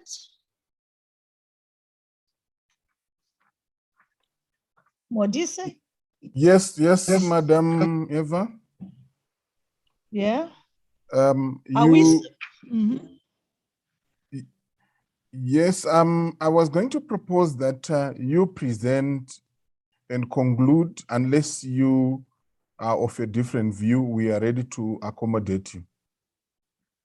Okay, so I'll conclude so that after this, you can have effective debate and a longer period in which to debate into. Okay, so the next part, we are basically looking at preliminary provisions. These are general issues relating to the substance of the GBV model law. And they basically consist of sections on domestication, objectives, scope, and application and implementation. I won't dwell too much on all the provisions. I'll be selective in the ones I want to bring to your attention, because I'm sure you've studied these very carefully already. I've touched on domestication. So on application and scope, I've made clear the extent to which the model law shall apply, but I want to bring to your attention Section 2, which is very important. It states that the model law applies when the offense is committed within the territory of a member state, on board a vessel or aircraft that is registered under the laws of a member state at the time the offense was committed, or by a national of a member state whose extradition is refused on the grounds of nationality. Okay. Again, I want to emphasize this aspect, that for the avoidance of doubt, the model law applies to non-cohabiting or non-marital relationships, individuals with family relationships to one another, sexual relationships, members of the same household, including ascendants, descendants, persons related by blood or affinity, minors or disabled individuals under guardianship or custody, other persons residing in and employees of that household, spouse or former spouse, and violence against or between heterosexuals, lesbians, bisexuals, homosexuals, transgender persons, same-sex persons, non-binary people, and sex workers. So we are emphasizing the general scope and categories to which this model law applies. Again, let me point out conflicts and review of national laws. Where there are conflicts or inconsistencies between customary, religious, and statutory law must prevail, and the matter shall be resolved with respect to the human rights of the victim and to gender equality standards. Where there are conflicts or inconsistencies between gender-based violence laws with laws relating to family and divorce, property, housing, social security, and employment, the gender-based violence laws must prevail, and the legal framework that promotes women's human rights and gender equality and the elimination of violence against women shall apply. So I've explained all these issues earlier, but now these are key provisions relating to what I explained. The processing of a case under customary law or religious law must not preclude it from being brought before the formal justice system. SADC member states must amend any provisions of its laws, such as family and divorce laws, property laws, housing laws, social security laws, and employment laws that contradict or are inconsistent with this model law or any law on gender-based violence, so as to ensure a consistent legal framework that promotes women's human rights and gender equality and eliminates gender-based violence. Okay. Now, this also is important to draw to your attention as national legislatures. It relates to extraterritorial jurisdiction of national laws. A member state must ensure that any law on gender-based violence shall have extraterritorial effect so as to meaningfully give effect to certain obligations, excuse me, and commitments made by the member states under international instruments relating to gender-based violence. The law shall apply to any offense committed outside the territory of the member state when the offense is committed by a national of another member state, by a stateless person who has his or her habitual residence in a member state at the time of the commission of the offense, or against a victim who is a national of a member state. And member state is defined. Then we provide for the objectives, very long objectives. I'll just read the two and the chapeau. The chapeau says the objectives of this model law are to provide sets of concepts, principles, standards, measures, and interventions to assist member states to develop policies that support the enactment of efficacious and comprehensive national laws on gender-based violence. For example, provide prohibitions with respect to gender-based violence, access to justice, procedural fairness, measures, strategies, and so forth, okay? Without usurping, and this is what's very important to emphasize, without usurping the powers of national legislatures or national executives to initiate and enact national laws in their areas of competence and jurisdiction. We are not forcing you to act in a certain manner. We are not taking away the sovereignty and jurisdiction of member states to legislate and initiate legislation. We are not doing that. We are being persuasive. We are giving you a tool to assist you perform your national functions in a manner that will bring benefits to your citizenry. Provide for legal rights, secure legal protections, and legal recourse for victims, etc. You can read them. There are quite a number of noble objectives which are listed in this particular section that deals with objectives. On interpretation, I've dealt with this before, and just to emphasize that we have taken into account international definition in coming up with the definitions under this model law. I want to just bring to your attention the definition of victim, which means a person who has been subject to gender-based violence or discrimination and who individually or collectively has suffered harm, including physical or mental injury, emotional suffering, economic loss, or substantial impairment of their fundamental rights through acts or omissions that are in violation of criminal laws, proscribing abuse of power, employment laws, or gender equity and equality laws in force in a member state, including a survivor, and the word survivor shall be construed accordingly.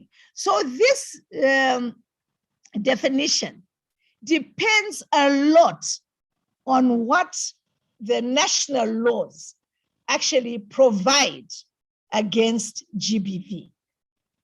It's actually leaning to those laws. And that's why we urge member states to carefully interrogate their existing laws so that the term victim is construed as broadly as is possible in the fight against GBV. And you can see we have added to, again, when we are trying to say for the avoidance of doubt, we are so scared that we don't want to limit any gender definition, which is very important against fighting GBV, okay? Which will help us fight GBV, in other words. So when we look at the definition of gender-based violence, we actually state that this will include domestic violence, intimate partner violence, sexual violence, including sexual assault and sexual harassment, harmful practices, including early marriage, forced marriage, female genital mutilation, female infanticide, prenatal sex selection, virginity testing, HIV, and so forth. So we actually expand on the definition of gender-based violence, just to ensure that we close the gaps. We don't leave any lacunas. We don't bring in any ambiguity as to the extent of the definition of gender-based violence. And we do the same again with the definition of victim. We close it up so that we capture every conceivable category or person. So a definition of victim, a person who has been subject to gender-based violence or discrimination shall be a victim, regardless of whether the perpetrator is identified, apprehended, prosecuted, or convicted, or there is a familial relationship between the perpetrator and the victim. And where appropriate, includes the immediate family or dependents of the victim and persons who have suffered harm in intervening or assisting the victim or in trying to prevent victimization. So all those persons will be included in the definition of victim. So we actually provide for the definition and then expand on it so that we leave no doubt as to the extent of the definition. Again, we deal with application and jurisdiction.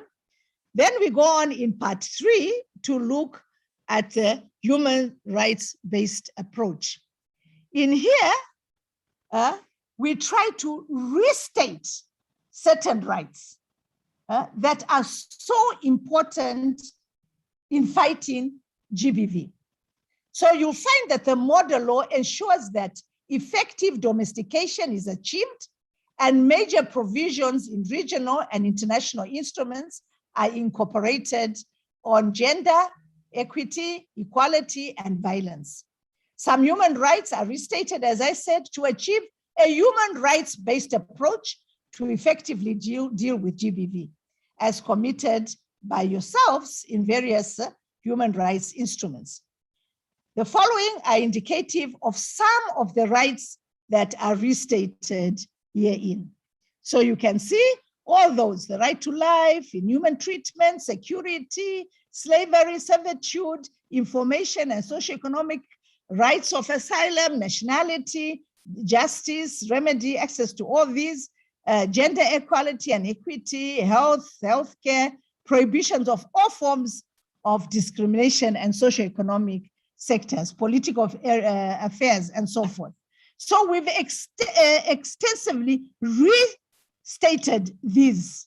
So you may find in your constitutions, they are dealt with very generally, but here we dealt with them in a more comprehensive manner in relation to GBV.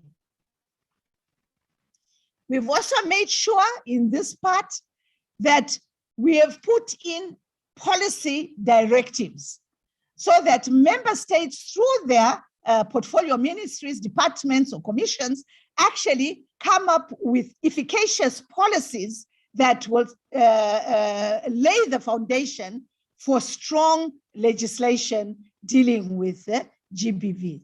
So we've stated them, all the policy directives and policy points that must be brought out.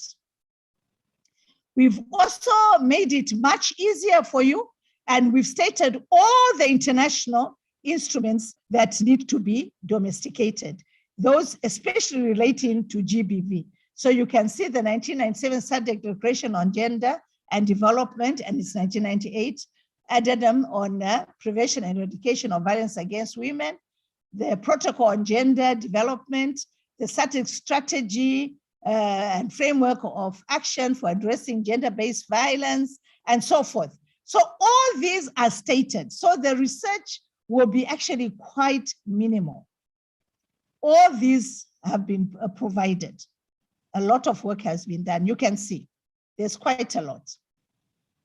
Again, we have restated the issues on discrimination and amplified those. So you can look at them, and they all deal with various sectors of the economy and various issues relating to documentation, identification, and records. The right to life, again, we've restated in relation to GBV and urging member states not to impose a sentence of death. We've dealt with protection from gender-based violence very exclusively in here so that we ensure that, and I think this one is so important, let me read it for you. It says, a person shall not be subjected to any form of gender-based violence, including being sold, enslaved, trafficked, or abducted by any person. A woman and a child shall not be subjected to any form of gender-based violence. Women have the right to refuse sexual acts, including acts within marriage and relationships that put the woman at risk of infection, such as HIV or other sexually transmitted infection, and have the right to refuse any act not desirable by her, and such refusal shall not be a ground for divorce. Marriage or cohabitation or a romantic or intimate relationship shall not constitute a defense to a charge of marital rape or any other form of gender-based violence. The government shall put in place policies and special measures, including those outlined in this model law, to ensure that women and girls are afforded protection from gender-based violence. Necessary support is given to women and girls for the prevention, identification, reporting, referral, investigation, rehabilitation, and so forth from gender-based violence. Necessary support is given to women and girls for the prevention, identification, reporting, and so forth from gender-based violence. Laws against domestic violence give adequate protection to women and children, and respect their bodily integrity and dignity. So you can see how we have changed the human rights as traditionally stated to make them relate specifically to gender-based violence and the fight against gender-based violence. So they are properly put here, they are directory, and they are of assistance to member states.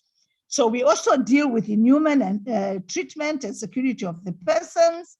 And we've stated here the general policy direction for achieving human rights.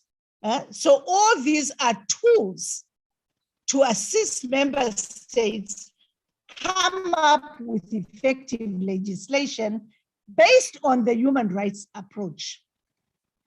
Access to justice is dealt with in part 4 of the model law. And I've quickly put down what is generally contained in all the provisions. This part is very comprehensive, very, very comprehensive. And I urge you to all read it very carefully. But obviously, due to time, we can't bring out all the areas in this particular session. But I've briefly summarized them to include the following. A victim has a right to access justice in the manner stipulated in part 3 of the model law. The GBV model law mainly incorporates the requirements as stipulated in some SMS's laws. Some of you have them, most don't have. International, regional, and continental instruments and recommendations made in research documents written by protagonists. Further, this part incorporates throughout the entire proceedings the rights of victims. Some are as followable. These are the most notable. The right to reasonable, accurate, and timely notice of any judicial institution, proceeding, or parole proceeding involving the crime of GBV or any release or escape of an accused. The victim's right to be informed of their rights, remedies, and victim support services, and on how to obtain them, in addition to information about their role and opportunities to participate in judicial and quasi-judicial proceedings, meaning we have taken a survivor-centered approach in access to justice. The right to seek restitution from the offender or compensation from the state. And you can see these are innovative provisions. The right to safety and privacy and to be free from hardship during the dictation, investigation, and prosecution process, which requires legal provisions to ensure the safety, privacy, and dignity of victims and their families at all stages of the criminal justice process, such as witness and victim protection programs, measures to exclude the public from the courtroom, use of testimonial aids like screens or CCTV, and support persons. The prohibition to publish the victim's name or other intimate details. Access to free legal aid and judicial and administrative support, including interpretation services for all, including asylum seekers, refugees, stateless persons, and persons without documentation. And this one is very important. Some persons crossing borders don't have documentations, and when they want to seek justice, they are denied.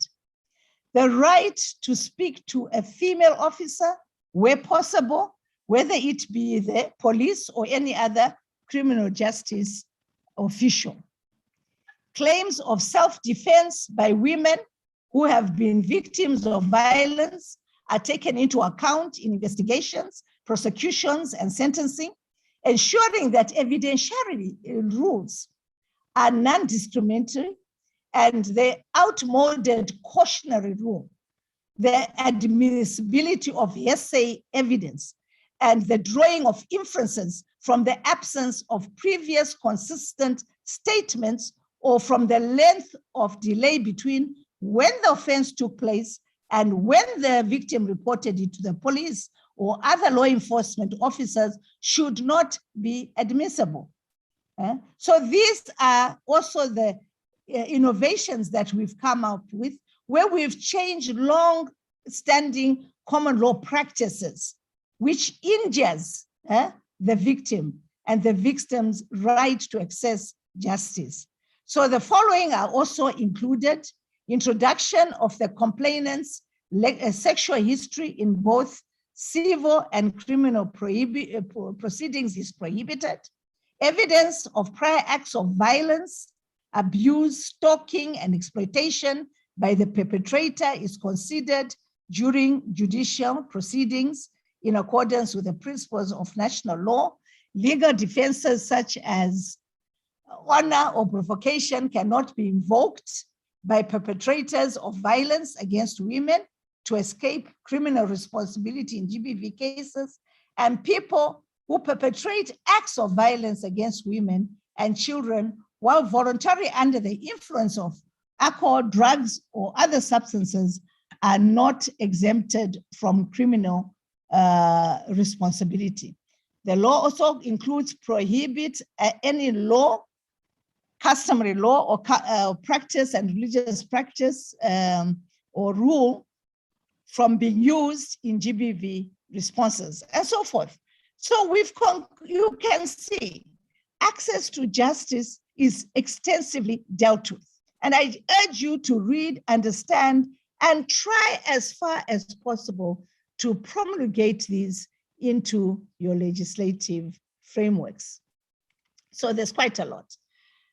We've also dealt with effective response in the model law, and this relates to mainly the institutions receiving, investigating, and prosecuting GBV cases. So these provisions will stimulate a quick and effective response to GBV, whether it takes place in the home, public place, public or private institution, or place of employment, thus addressing acts of gender-based violence that are about to take place or already have taken place. So the GBV model ensures that when GBV occurs, how it is reported, assessed, investigated, duly prosecuted, and decisions made and executed are done timely and expeditiously, and that the rights of the complainant victim are observed and respected at all times and for all, irrespective of status and documentation. So we have simplified all the procedures so that we do not complicate the fight against GBV. Notable provisions relate to the simplified procedures and processes for effective response and referral.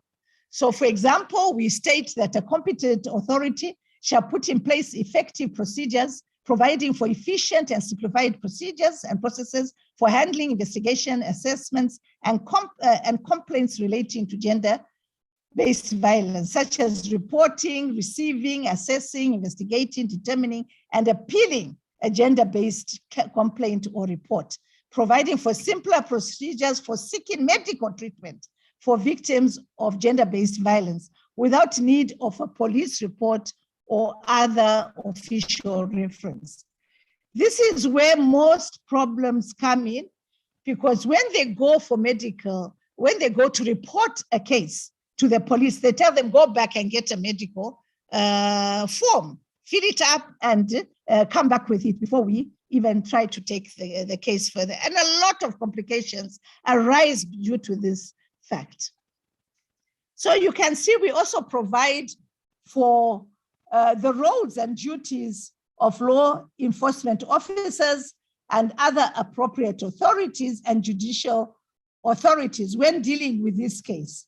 So we, for example, provide that the application of fair burden and evidentiality standards must be observed at any one time, completion of all basic evidence collection before any decisions are made about a case of gender-based violence. There is a clear and complete statement from the victim where possible. There's review of all other evidence leading to or connected with the act of gender-based violence when reported. You must reduce delays at all stages of the decision-making process, etc., etc. Then we lay down that all law enforcement officers and appropriate authorities, as the case must be, must ensure the coordination of all key officers and service providers, such as the arresting police officer, healthcare providers, child prohibition officers, anti-gender-based violence monitoring officers, and welfare officers.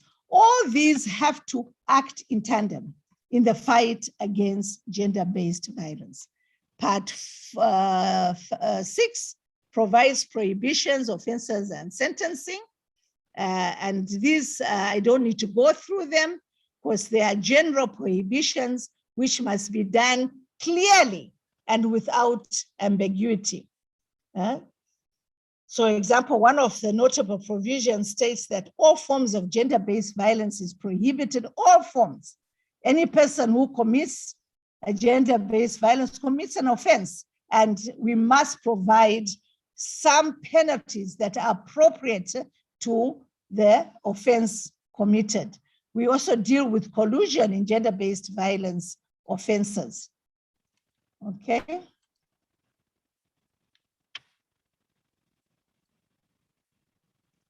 I don't want to go through this because they are mundane, but I want to point out to you the intervention programs for perpetrators and alternative sentencing. Because the model law is not all about the victims, but there are a number of provisions related to the perpetrators and what alternative sentences that can be applied. So a judicial institution may order an intervention program for a perpetrator when sentencing the perpetrator, and shall order that the operators of such a program to work in close cooperation with the victim and a provider. The minister responsible for crime must order, for crime order and prisons shall, in collaboration with correctional services or institutions and relevant civil society organizations, put into place programs to combat recidivism linked to gender-based violence and provide for rehabilitation and reintegration interventions for perpetrators. The use of alternative sentencing, including sentences in which the perpetrator is ordered to attend an intervention program for perpetrators and no other penalty is imposed, is to be approached with serious caution and only handed down in instances where there shall be continuous monitoring of the sentence by the judicial institution and an appointed caregiver to ensure the victim's safety and the effectiveness of the sentence. A judicial institution must ensure careful review and monitoring of intervention programs for perpetrators and alternative factors. Then most of these things relates to the considerations that must be taken into account in relation to imposing imprisonment. And this is mainly for the attention of judges and magistrates. Part 7 deals with protection, prevention, and intervention matters. The most responsible and interested sectors of our community will obviously be the service providers, community helpers, traditional and religious authorities. So we lay down all the protection and prevention and intervention measures, which are also provided for at international, regional, and continental level, and which we have already agreed to. So all we have done is restate a number of them. Some of them you find relate to other areas where we have already got model laws on, like the model law on child marriages and children already in marriage, the model law on HIV, and so forth and on. And you'll see these are also restated because they are part of the whole fight against GBV. So all these are stated there. Then we provide for protection orders in order to protect a victim effectively, and they do not live in constant fear. So I just urge you, because due to time, we don't have much time to read all of these, but I'm pointing them out to you so that you go to that particular section and read on your own. Then the model law also deals with capacity building and awareness. These mainly relate to government ministries, institutions, civil society organizations, community helpers, traditional and religious authorities, and media. We urge training of all this sector so that the fight against GBV is effective. Everyone has public awareness, they can effectively advocate, and we can build capacity. So that's what this part is basically dealing with. And you can see from the subheads, training of public officials and so forth. The last part deals with general issues in relation to information and data protection, research and development, financial resources and budgeting, which must actually be part and parcel of the fight against GBV. So these measures must actually be stated in a GBV model law and cross-reference to any law dealing with financial management and control. We deal with enforcement, compliance, and regulatory issues, which I explained much earlier on. The model law also effectively deals with regular monitoring, evaluation, and reporting. And that's basically what it deals with generally, but I urge you to understand, read, and enact. Thank you very much.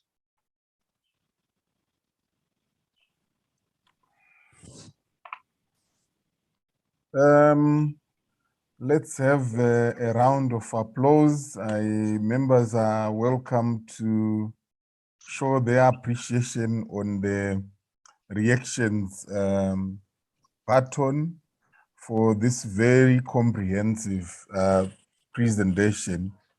I would not attempt to summarize the two presentations, one on the framework and the other one on the content of the model law, serve to appreciate the very pointed plea to say, because of the existence of legislative gaps, because of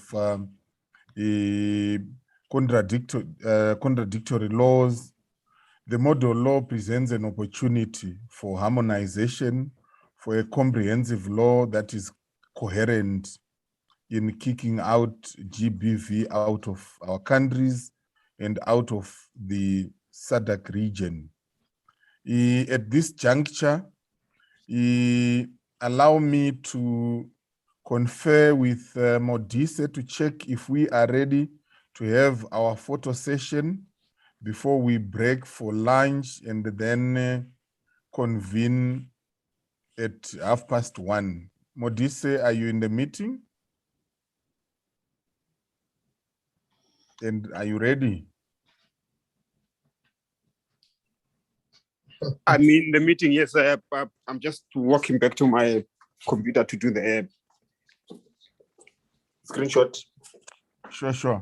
So I will hand over to you, Modise. Modise wants everyone to put on their video before we go for lunch, and we have our virtual photo session. I would have prepared a very nice spot, green spot somewhere, if it was a physical meeting, but Modise will take care of how we were going to proceed in terms of having a group photo, and he will request that we all put on our videos. We need the videos for, the photos for the newsletter that we are going to do covering this activity, and therefore we request all members to put on their videos. Over to you, Modise. Thank you very much, Mr. Gurasha. Please give me 1 second. Can I get all the participants and members to please switch on their videos?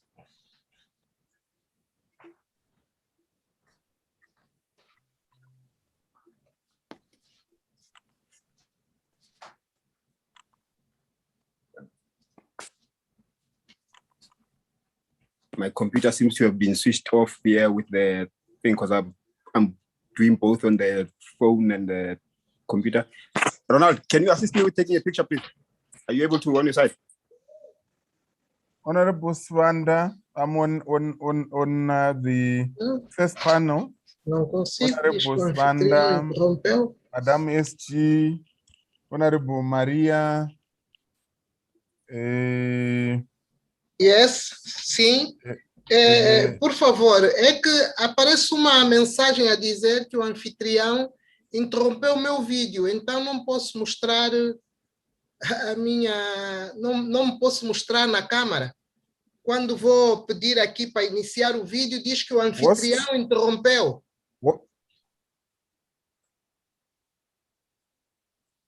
I'm Maria Nascimento from Angola. Noted, Honorable Maria. Yes. Honorable Maria Nascimento, Ronald, could we assist her?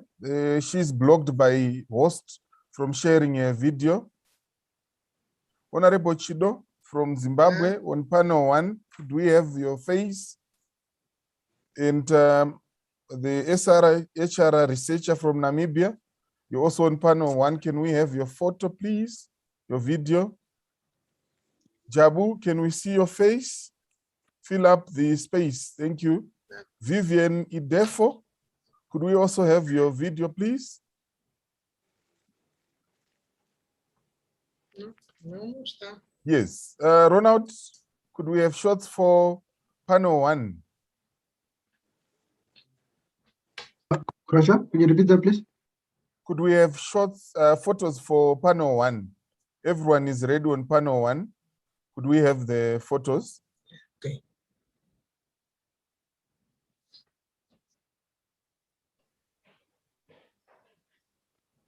Are we winning? Not yet. Let me call you quickly. Nossa. Sim.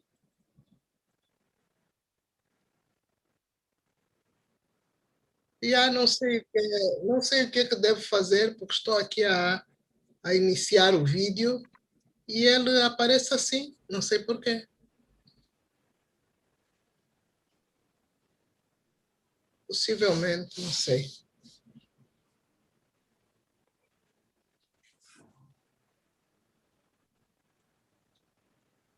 Consigo, sim, estou a ouvi-la bem.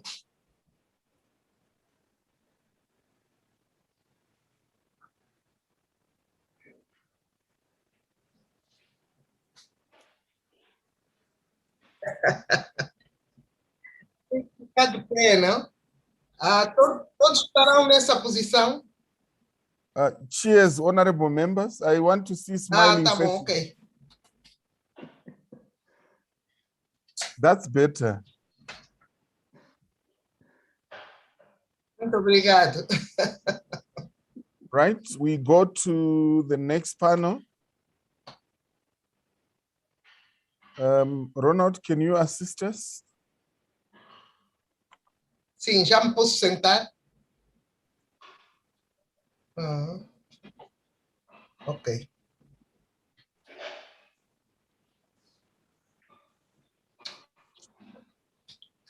Para remover o destaque. Então, o que é que eu faço? Passei por ali, tá bem. Ok.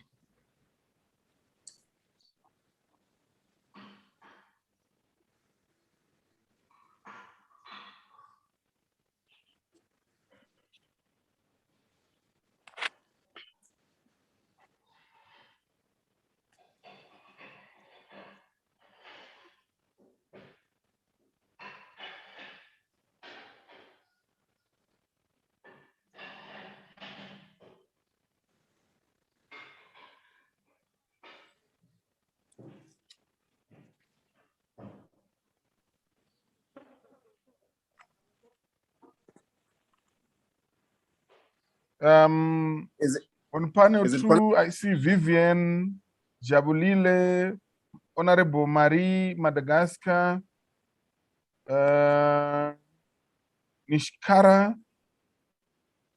Mishka, Matthew Bapos, could we have your videos, please? Jurasa, Carlos Ribello, Numayo, Aminda Rosa, Honorable Nono, Honorable Esperano.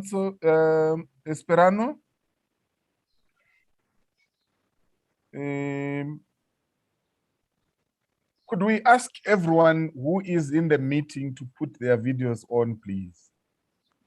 Honorable Krasha, can you see me? Oh, hello, Krasha.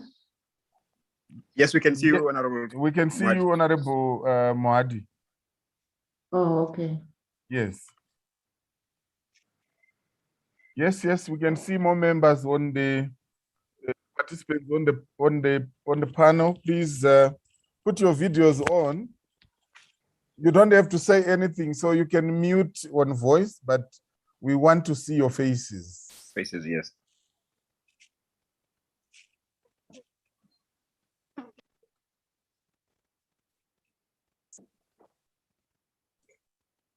Hello. Yes. Hello. Is Witboy from Namibia? Yes, yes, Honorable Witboy. From Namibia? Yes. Okay.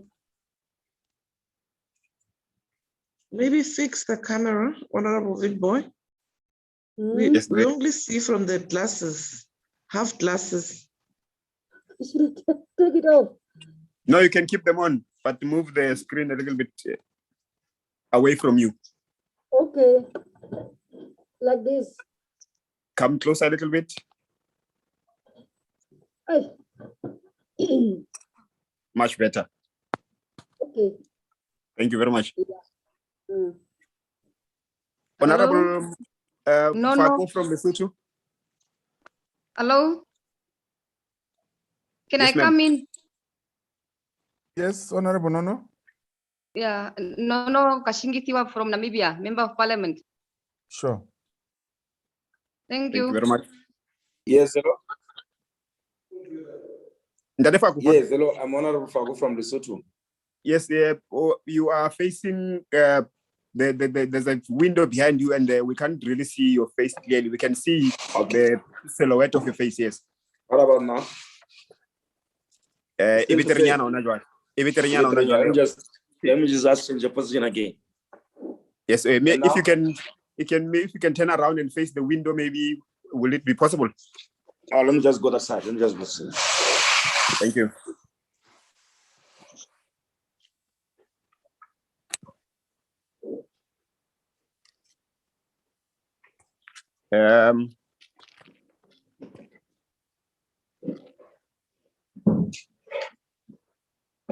Thank you, sir. Is it okay now?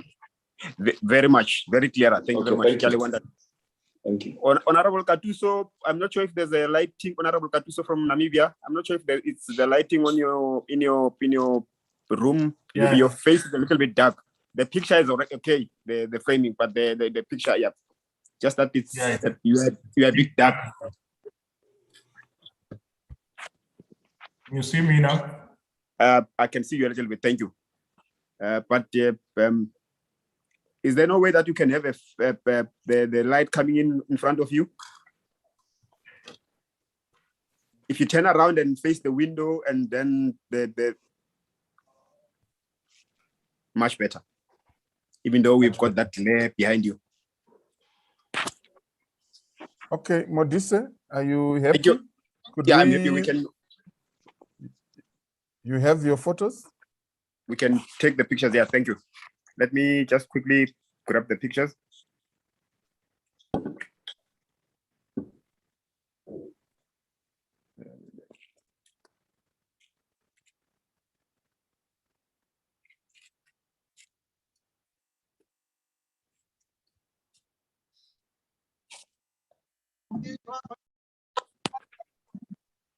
Right. So, honorable members, when we convene at 1:30, it's going to be all about you, honorable members. It's going to be your meeting.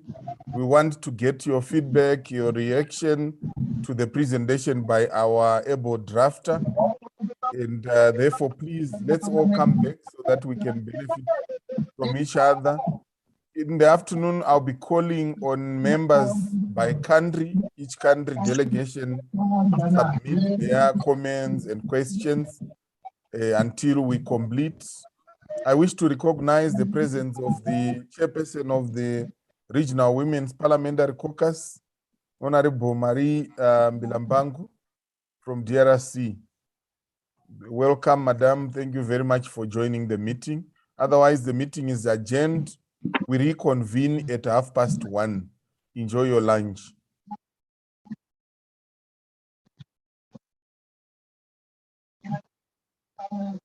Ronald, advise if members are logging in and logging out and having to relog in, or they can stay in the meeting. They can stay in the meeting. They can also log out. So when the meeting will be open, we will be waiting for them to come back. Sure. Honorable members, you can either log out and relog in, or you can stay in the meeting as you go for lunch. Thank you very much. And let's meet at 1:30.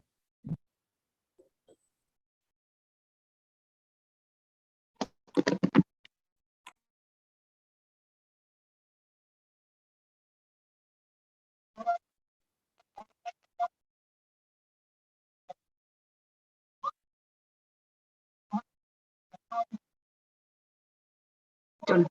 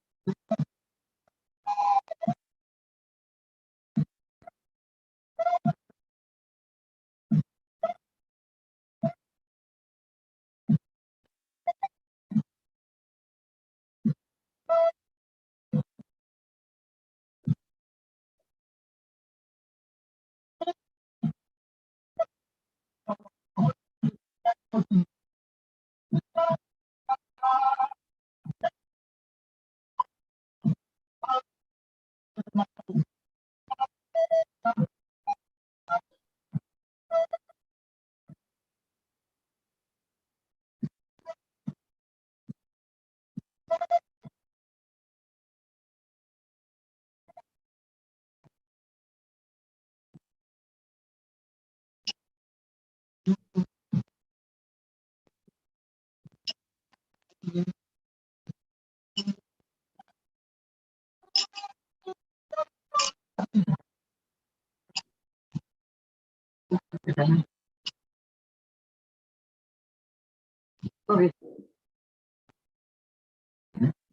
No lo hagas, patrón.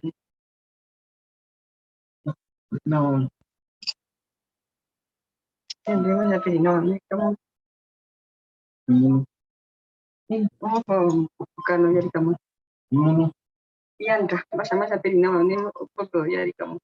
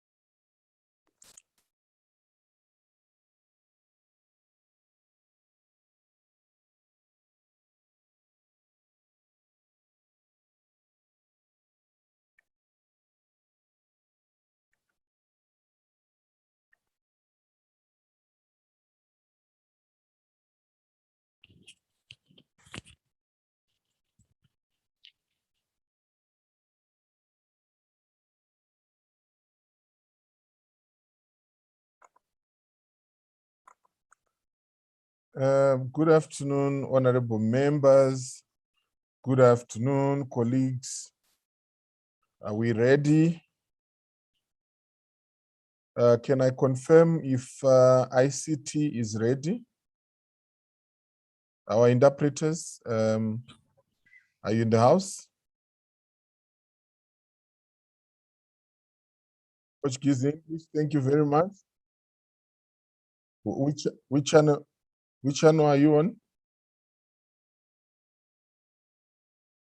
French is ready. Thank you very much.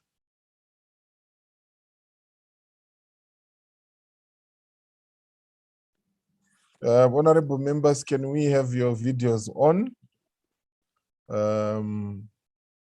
In line with the announcement made earlier regarding live streaming.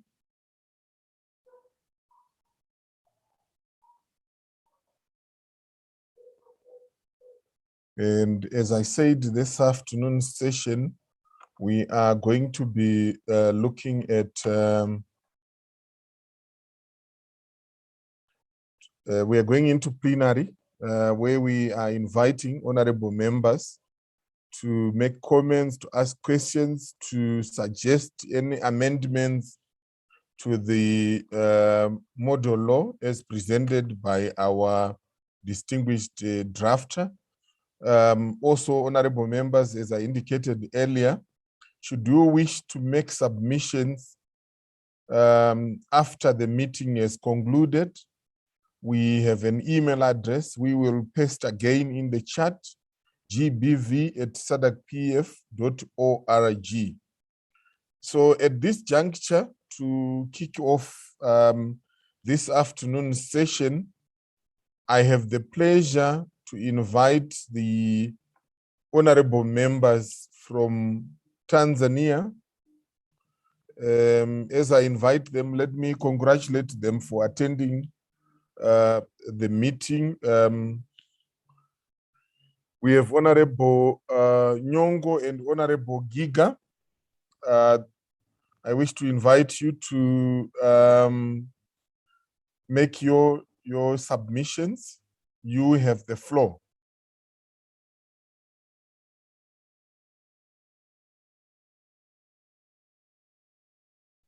Habari, Honorable Nyongo, you are on mute.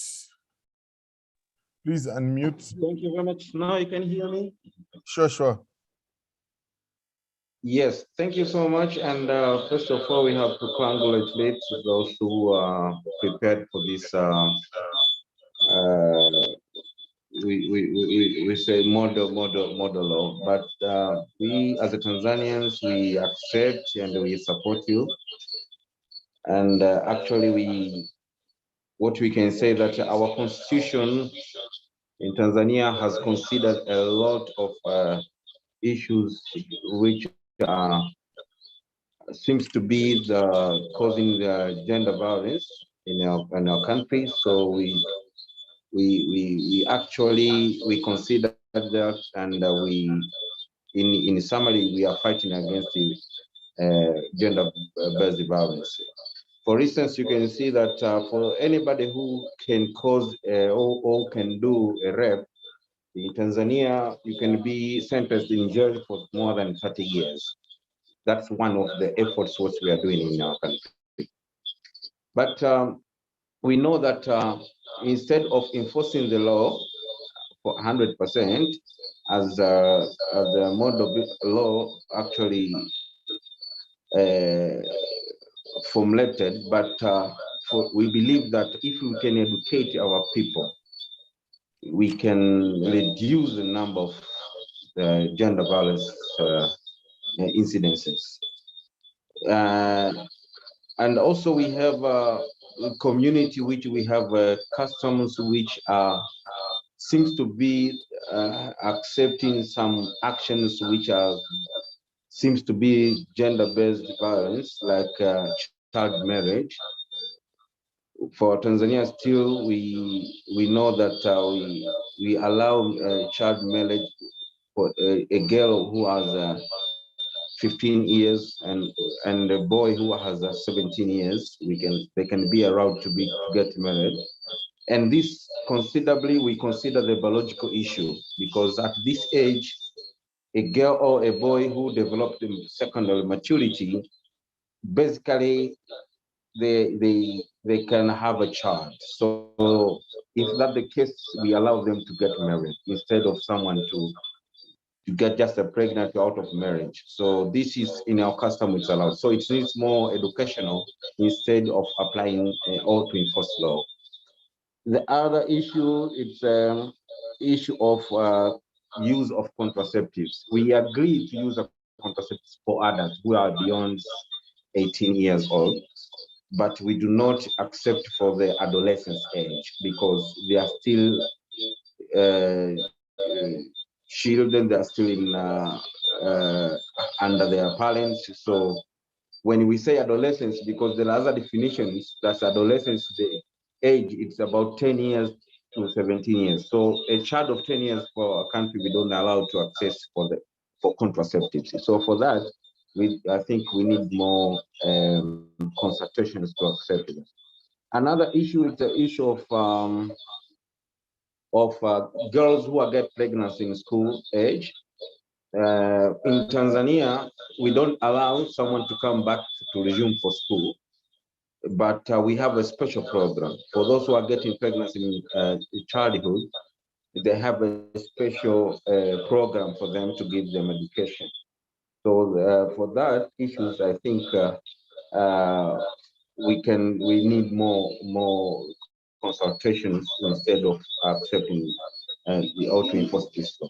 Other issues, my colleague Giga, she will explain more. So give her the chance. Thank you so much for giving us a time. Thank you very much, Honorable Nyongo. I hand over to Honorable Giga. Thank you very much. And good afternoon, everyone member. First and foremost, I am very grateful for being invited to this important meeting. In fact, it's a very good idea to have GBV model law for member states. I do agree that GBV is an affront to human rights. And very fortunately, in Tanzania, we have CSOs like Tanzania Women Lawyers Association, whereby they are reviewing the laws and policies related to GBV. But also our Constitution of United Republic of Tanzania, Article 12 to 29, bars discrimination on the basis of sex, even though it falls short of the definition of Convention on the Elimination of All Forms of Discrimination Against Women, that is CEDAW. So while we need to achieve our goals on the draft of the bill on SADC GBV model law, we have to take consideration on our respective constitutions and laws of member states. Of course, there are some issues where we have no argument on it, but there are few issues where we need time to educate and promote to our people in member states. For example, death penalty is allowed according to Article 39 and 40 of our Constitution on the issues of murder and treason. And concerning lesbian, homosexual, and sex workers, the law is still silent, but according to our customs and religion norms, it's strongly prohibited. But also, there's some cases of rape to be not considered as an offense for marriage couples in Tanzania, according to our customs and religion norms. So what I would like to say is that we need time, of course, in such matters to educate and promote these issues in our country. Thank you very much. Thank you very much, honorable members. What cuts across is the importance of engaging citizens on the contents of the model law. And this challenge is challenge that has been placed on the honorable members in your respective parliaments, both by the Secretary General in her opening remarks and also through the presentation by the drafter. The drafter will respond to some of the issues that you have raised. At this juncture, allow me to invite the honorable members from Angola, if they have anything they want to contribute on. Any questions, comments? Angola, you have the floor.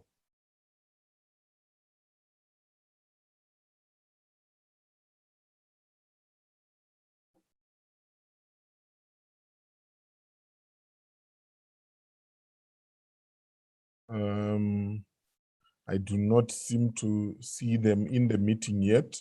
We will give them the opportunity when they join. Are they in the meeting? Do you know, interpreter? Okay. No, that's fine. We move to DRC. Is DRC in the meeting? We wish to give DRC the opportunity to take the floor.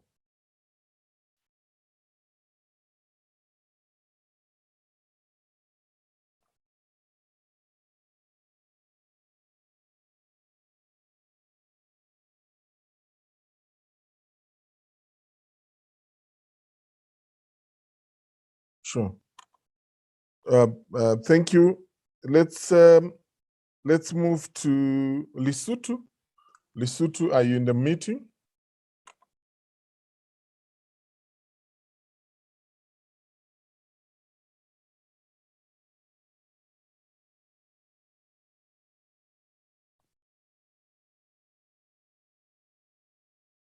While we are waiting for Lesotho, may we move to Madagascar?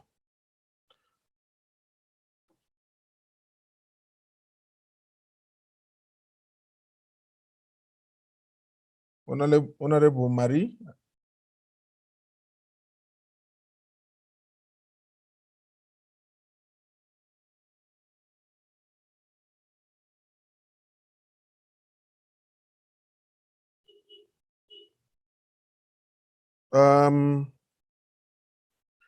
Do we have Mauritius in the meeting?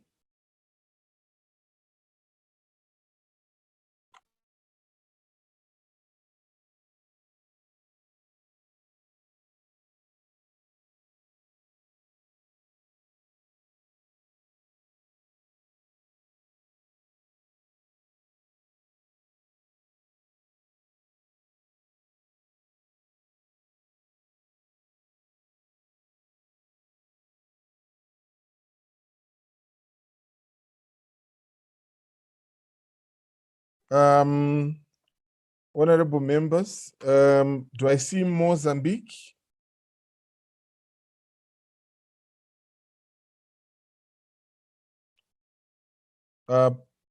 Paulina?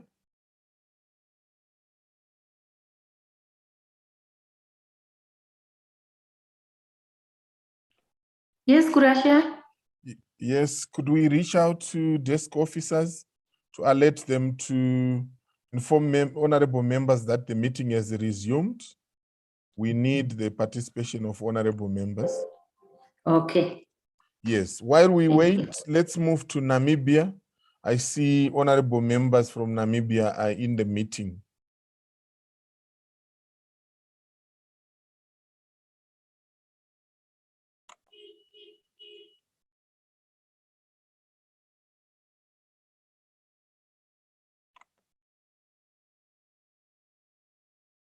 Honorable Vitboy.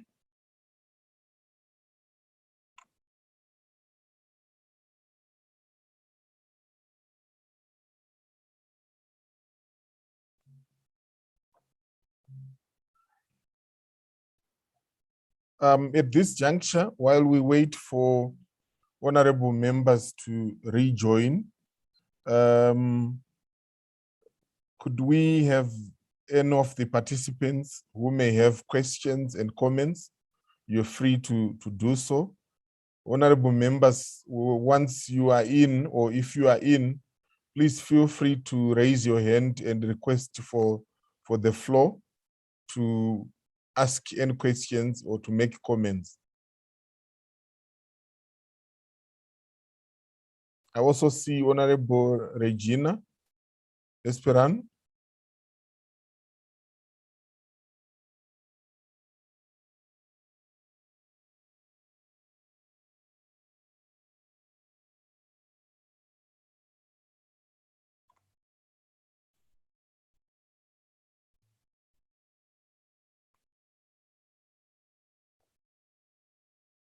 Honorable Muad, do you have any questions?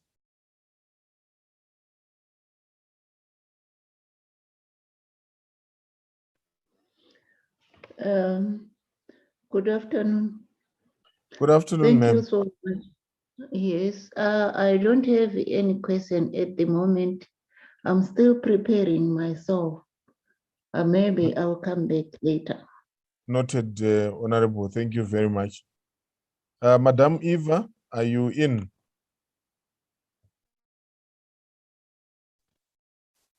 I'm very much in. Would you like to respond to the comments made by the two honorable members from Tanzania, maybe, while we wait for others to join? Yes, I note there were many comments and they were informing us on the contents of their constitution, which are quite progressive in most aspects. And we congratulate them for that. I believe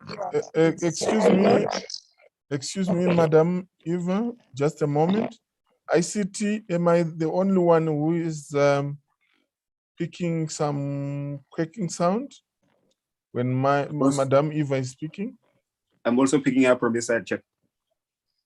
I picked it up even when Tanzania was speaking. Can hardly get this. Yeah. So there must be something wrong.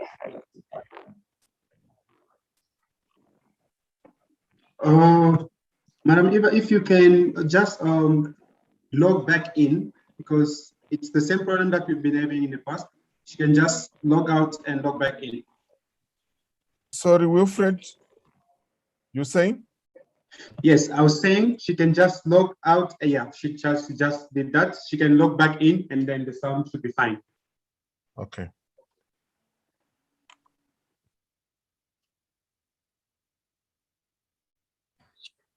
Maybe, Chair, while I have this opportunity. Sure. Can I request also honorable members who have two devices in the room that they are in to please switch off the mics on the others when one is being opened, so that it does not have the interference like we did when there was a contribution from the honorable members from Tanzania. Thank you. Sure. Madam Eva, when you are back, please let us know if you are in.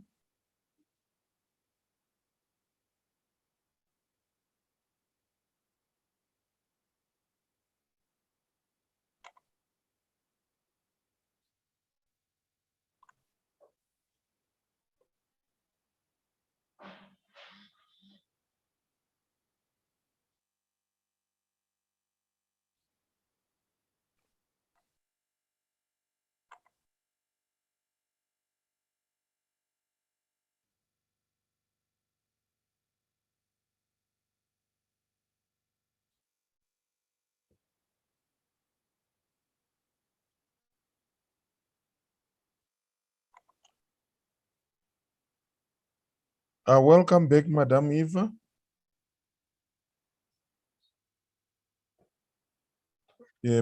Kindly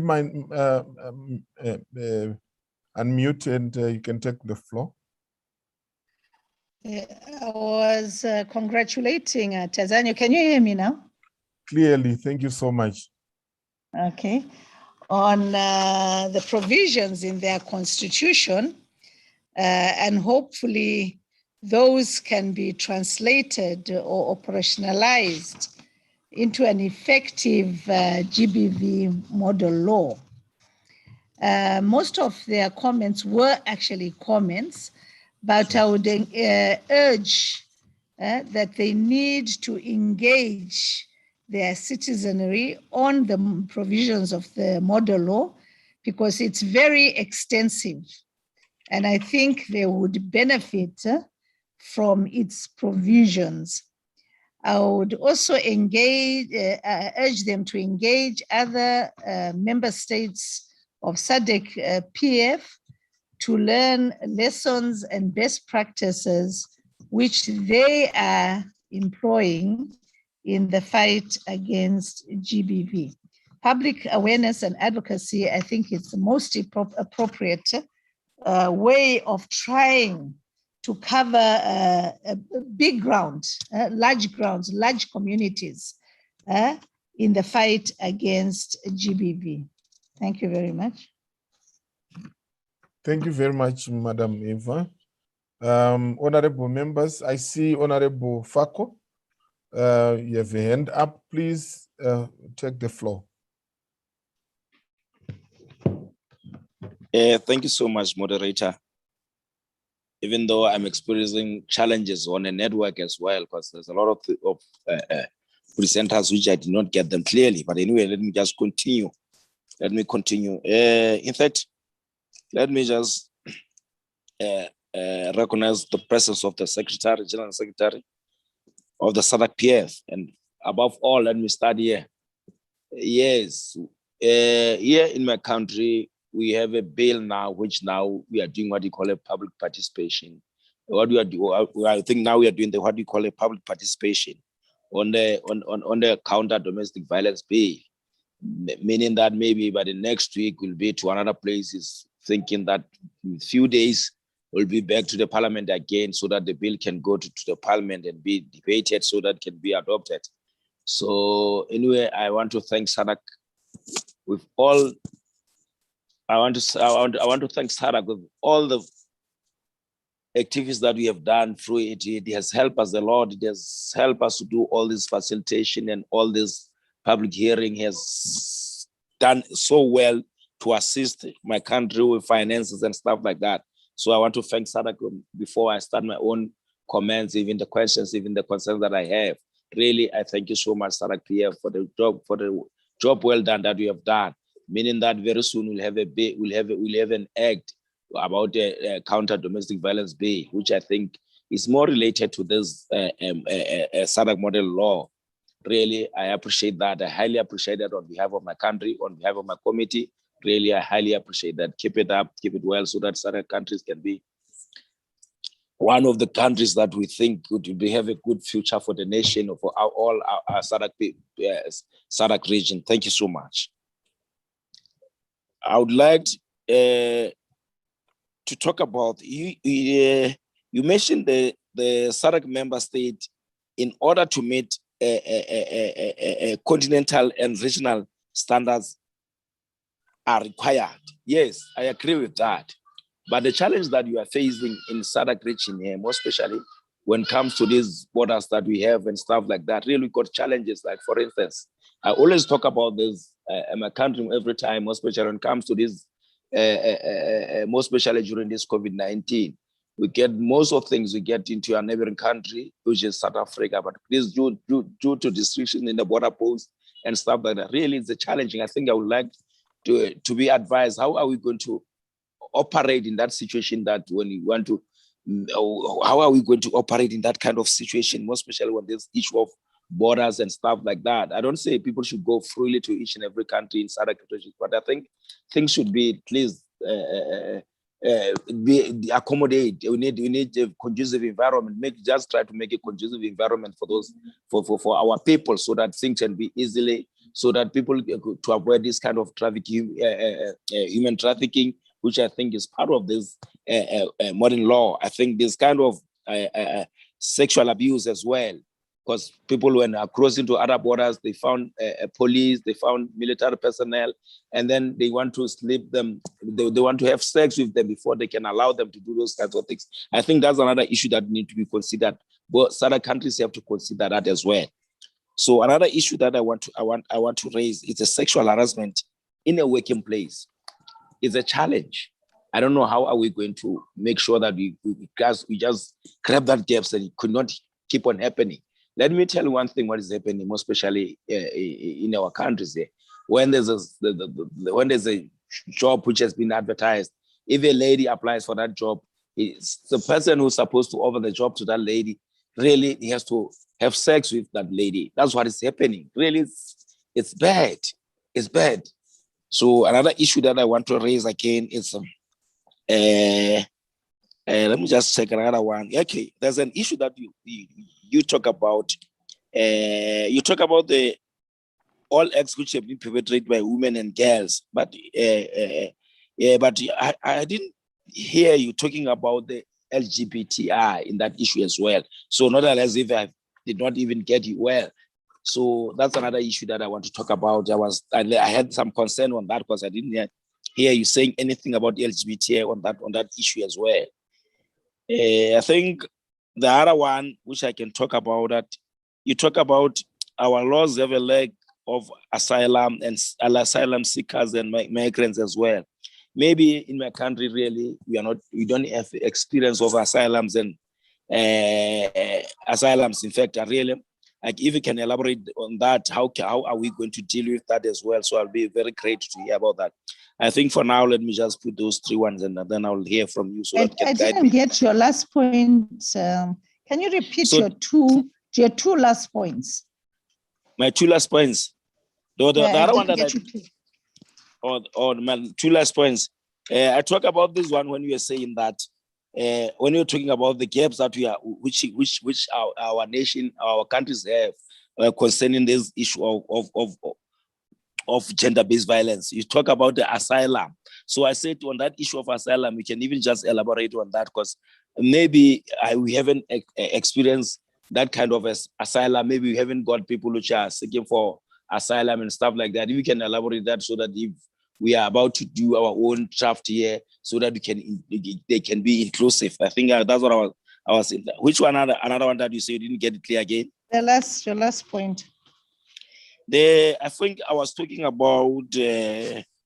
Let me check what was I talking about. I think I was talking about the issue of this harassment in the working place. I was saying that our ladies are being harassed so much in everywhere, more especially, there's a vacant post to a certain position. Before our girls, ladies got the job, they need to be, the person who's supposed to offer the job to that person, they will demand sex with that lady as well, so that they can have sex before you get the job. That's what is happening in our countries. I think that issue need to be addressed as well. So that is my last comment. That's I think we are talking about that one. Okay. Thank you very much, Honorable Fakpo. I will then allow Madam Eva to respond to those questions before we move to the next. Thank you very much, Honorable Fakpo. The issue on public participation being carried on in relation to your GBV bill, I think is commendable. And I hope at that stage you have included quite a number of issues that are spelled out in the GBV model law. It's a good tool and guidance for content, appropriate content. And if you look at or read the model law profoundly, you'll find, yes, it has a number of continental and regional international standards, some of which you have signed off on as international obligations for your country. And we recommend that those be domesticated into your GBV model law. We understand the challenges which exist in implementation, especially in relation to borders. So that is the reason why, if you had heard carefully, the application and extraterritorial application of the law, as stated in the GBV model law, is quite extensive. So that will help you deal with crimes across your various borders. So we have already taken that into account. Issues of sexual harassment in places of work. Yes, if you look at the provisions relating to access to justice, we've extensively covered sexual harassment in all its forms. We have provided for simpler provisions in dealing with this matter. We have recommended policy directions that must be taken in this matter. And we have also stated there very clearly what the content of the laws dealing with sexual harassment should be. So we've done extensive research in this respect, and I think close reading of the model law will help. And then the question of asylum seekers and refugees, yes, Honorable, we have taken those into account, and we've urged inclusiveness in the dealing with GBV matters and not harassment. For example, some will not have any documentation, and how do you treat that? It becomes a question of humanity without being too much legalistic. So we've actually provided there how these asylum seekers and refugees should be treated on the basis of their human rights, their entitlements under international agreements, which we are all party to. So we have dealt with this issue. Thank you very much. Thank you so much. Can I make a follow-up, moderator? By all means, proceed, Honorable Fako. Thank you so much. Yes, thank you so much. Thank you so much with wonderful answers and everything. So now I'm clear of a lot of things. But another issue that I want to raise here as well, as we are doing the public participation, as we are around the country, if ever we go, everywhere, the question that we are being asked, there, people are saying that we are aware there's laws which are protecting us, but there's no implementation in the courts of laws. You may find out sometimes policemen go and investigate the case and find out the case. When they get to the court of law, when you get there, the judges are releasing people with bails of 500 rands. Imagine someone has killed a person here, has shot the person. And after 2 days, the person is back again, coming threatening the people again. After that, he kills another person as well. He went to the jail. Then after certain months, he comes back. That's another issue that people have raised a lot. And then the other issue, which I think is very important, I think ministers of finance for the SADC region need to be consulted, most especially in terms of financial implications for this modern law. I think that would be great. They have to be called on board as well, so that when you get down, we should avoid this kind of, when you get back here in the parliament, the minister can say that we don't have money for that. We don't have to find out all these initiatives have been done by the technocrats, by everyone who has participated to make sure all SADC people are living in harmoniously, and then they are being treated like human beings, which is great, which I highly applaud for that. People have to be treated in humanity.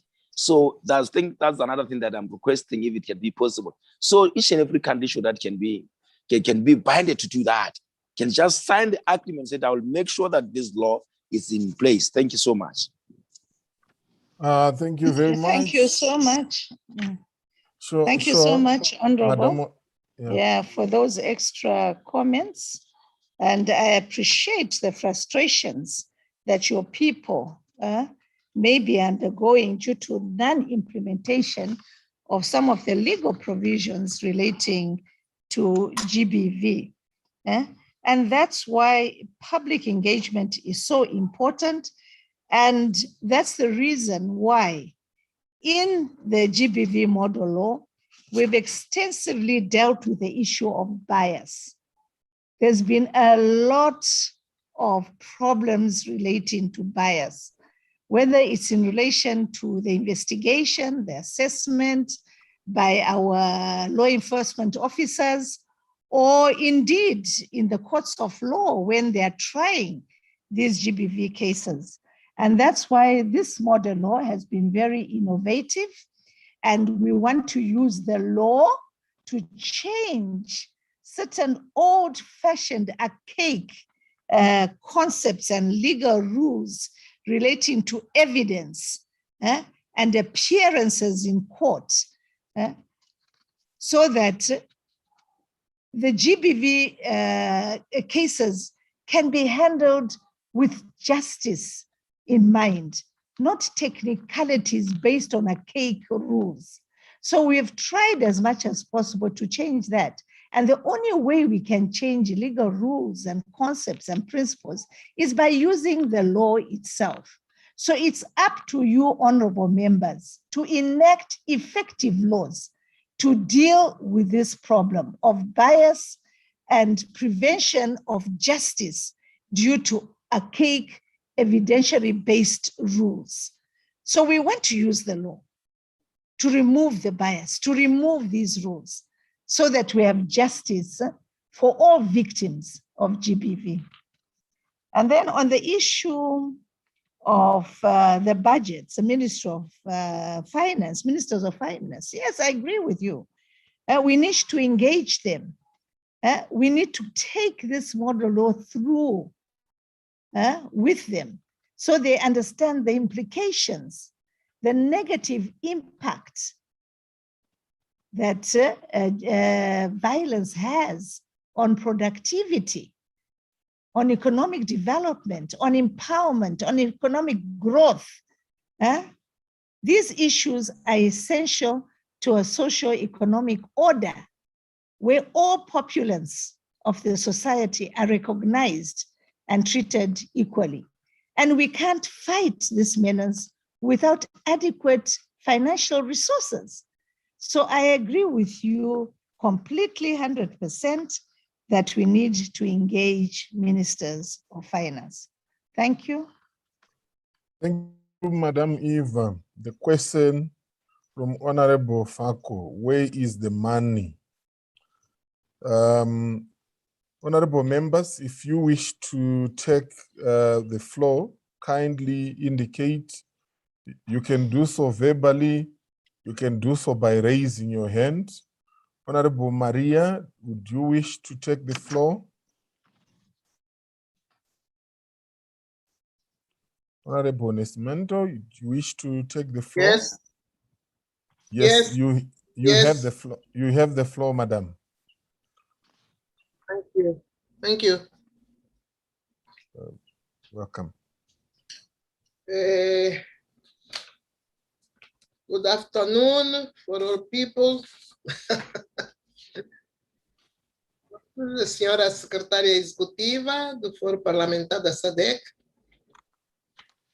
Em primeiro lugar, eu gostaria de saudar a senhora Eva Jalá pela sua brilhante apresentação, pelas explicações que deu e partilhar um pouco a experiência de Angola sobre a questão da violência contra as mulheres e crianças.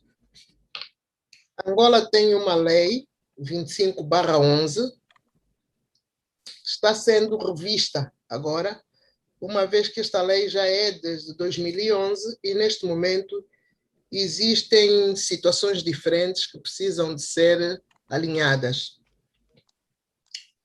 O grupo de mulheres parlamentares de Angola, do Parlamento angolano, tem trabalhado sobre a matéria da violência, realizando encontros com a sociedade civil e com outros deputados. Realizamos em 2019 um fórum de grande alcance sobre a violência, em que esteve presente Sua Excelência e fez a abertura, Sua Excelência, o Presidente da Assembleia Nacional, todos os deputados, homens e mulheres, comissões da sociedade civil e também o Ministério da Ação Social, Família e Promoção da Mulher, Ministério do Interior, Ministério da Justiça e dos Direitos Humanos, Ministério da Saúde, Ministério da Educação, Ministério da Cultura, Ministério da Comunicação Social, Procuradoria-Geral da República e Tribunal Supremo. Nós convidamos todas essas entidades, e estas entidades foram oradoras, porque, de facto, achamos que a questão da violência doméstica tem a ver com todos esses setores. Todos os setores que acabei de citar devem ser intervenientes, de modo em que haja leis, haja penalização, haja apoio às mulheres vítimas de violência e não só, e também que se tenha em conta a nossa cultura, a cultura do nosso país. Fizemos esse encontro e durante este encontro nós fizemos uma série de propostas que começaram pela adoção de mecanismos de mobilização e sensibilização dos cidadãos, do modo geral, dos operadores do sistema de aplicação da justiça em especial, com o objetivo de tomarem conhecimento da lei e das normas, do perigo da violência doméstica e das consequências, tornando todos eles atores da estabilidade das famílias e da sociedade. Propusemos também a implementação de tribunais sumários especiais, com juízes e magistrados especializados em toda a extensão do território nacional para o tratamento das questões ligadas à violência doméstica. Propusemos a criação de unidades especiais da polícia, se possível, chefiadas também por mulheres, por causa da sensibilidade que as mulheres têm para essas matérias e que, por vezes, os homens não as têm. Propusemos criar um Centro Nacional de Controle e Monitoria dos Casos de Violência. Propusemos, com as diferentes organizações internacionais e regionais que lutam contra a violência doméstica, preparar programas de formação para os diversos operadores no âmbito da violência doméstica, com apoio financeiro das mesmas organizações. Propusemos a criação de um manual de procedimentos e condutas em língua portuguesa e, mais tarde, traduzido nas línguas nacionais, que descreva os passos e as medidas a seguir em casos pontuais de violência. Propusemos também a criação de centros de acolhimento temporário, porque há mulheres que são violentadas, são postas fora de casa e, por vezes, não sabem onde podem permanecer, às vezes nem sabem onde devem pernoitar. Propusemos também preparar uma campanha nacional de luta contra a violência doméstica para um período de 5 anos, que deveria ter começado em novembro de 2019. Entretanto, por causa das questões da pandemia, há aqui uma série de propostas que foram feitas e que não foram postas a funcionar. Pensamos que agora, à medida que os casos da pandemia vão diminuindo e que o país vai retomando toda a sua atividade normal, então nós poderemos, nessa altura, reunir com as entidades competentes e pormos estas questões, estas propostas a funcionar, na medida do possível. Com estas propostas que nós fizemos, nós esperávamos resultados de diminuição, principalmente da diminuição dos atos de violência, e também esperávamos a definição de estratégias específicas e ferramentas que permitissem a cada um dos elementos que integram o sistema de aplicação da justiça, nas condições atuais, primar pela aplicação rigorosa da lei. Nós aprovamos também há pouco tempo o Código Códigos de Justiça ligados à penalização, Código do Processo Penal, e ainda não conjugamos nem interligamos as questões do Código Penal com estas propostas que nós fizemos. Portanto, este tem sido o nosso trabalho. Nós estamos satisfeitas com a apresentação da Lei Modelo e pensamos que a Lei Modelo tem conteúdos que nos podem ajudar a melhorar as propostas que nós fizemos e que também podem ajudar a melhorar a nossa lei contra a violência doméstica. Portanto, eram essas considerações que eu queria fazer e gostaria que me dissessem qual é a vossa apreciação em relação a isso. a senhora oradora principalmente. Muito obrigado.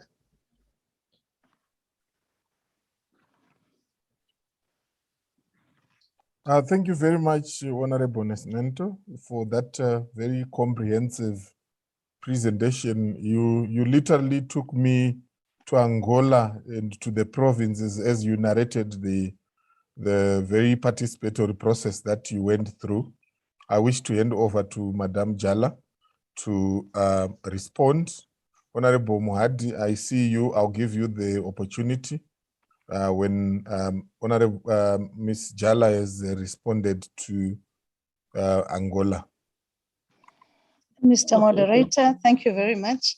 Just to appreciate and commend Honorable Maria and Angola in the reviews that they're undertaking and in the efforts to engage countrywide, as that's the only way we can create awareness and ensure that our laws are holistic in the manner in which to deal, in the methods and manner in which GBV can be dealt with.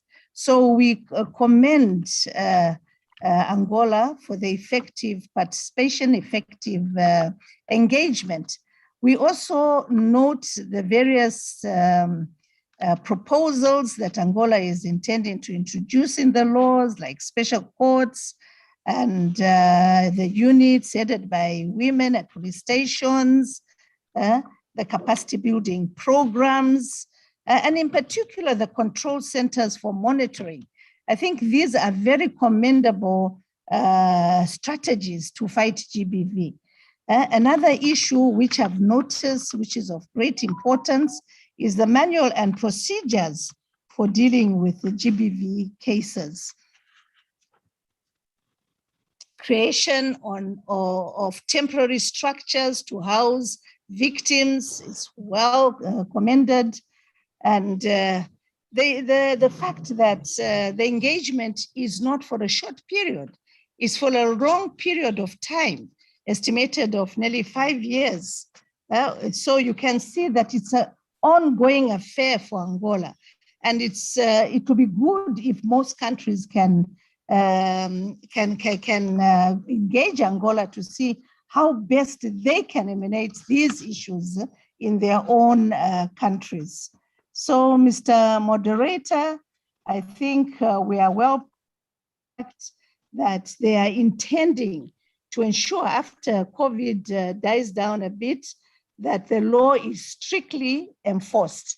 And the fact that they are very happy with the model law, which they believe will help in their procedures, processes of reviewing their own law to make it even more effective. Thank you very much, Angola, and we most appreciate.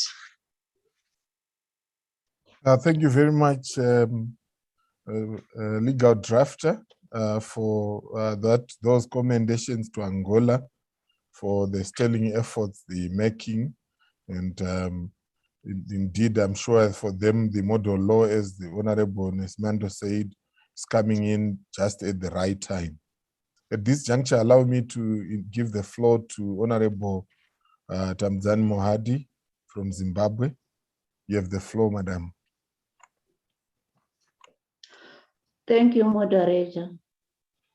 First and foremost, I would like to thank the two presenters who presented all this information that we are talking about today. In Zimbabwe, we have done a lot, of which now we are looking at the implementation part of what we have done, because we have got even the acts which talk about gender GBV. But our main worry is that instead of GBV reducing, in fact, it is now rising, especially during this time of COVID-19. My contribution to this forum is that whilst we have strong laws against the GBV, this model law will be a game changer to the whole matrix. We realize that many women suffer in silence, especially during these COVID times in this regard. My kind plea is to ask the region to move with speed on the matter. Let me hasten to add that the model comes at a critical time when our transformation process has become a reality. With these few words, I would want to thank the forum for coming up with such an important intervention. Mr. Moderator, the Domestic Violence Act, Chapter 5/16. This is an act to make provision for the protection and relief of victims of domestic violence.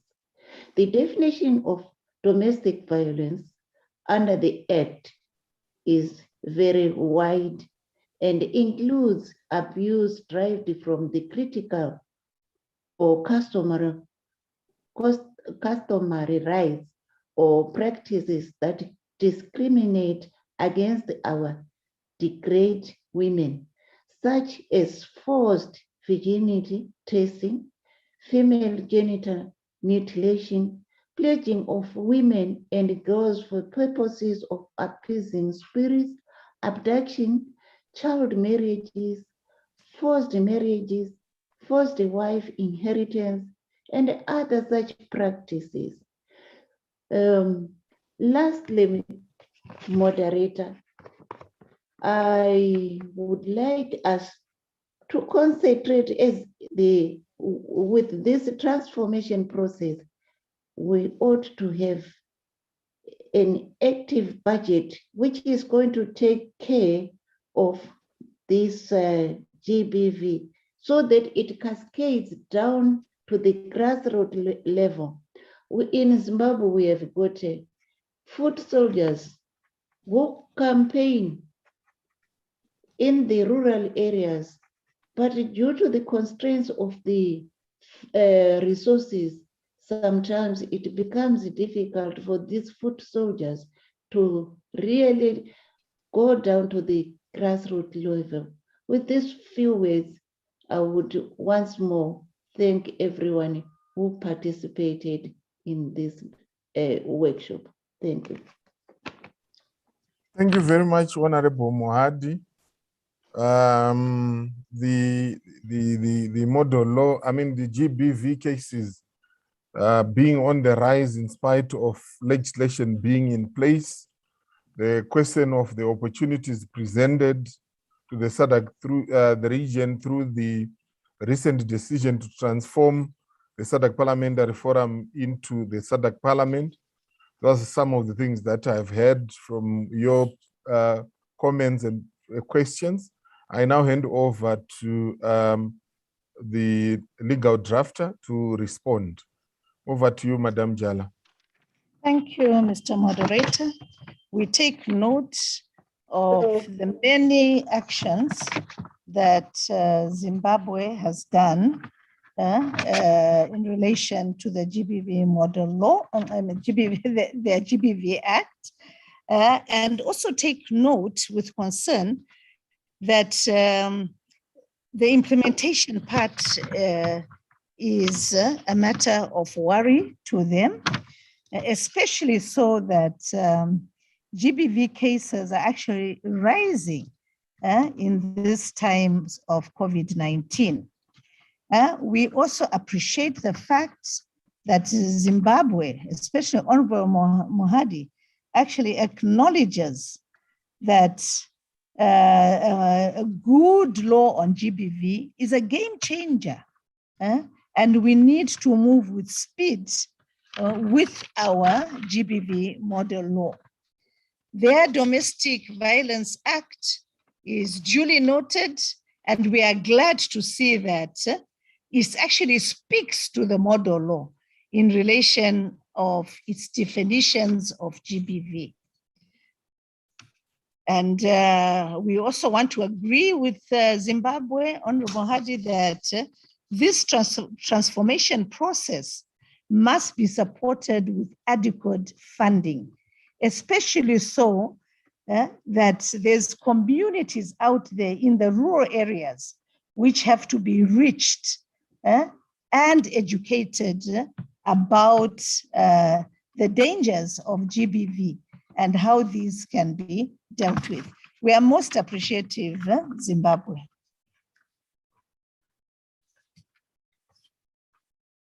Thank you very much, legal drafter, for those interventions.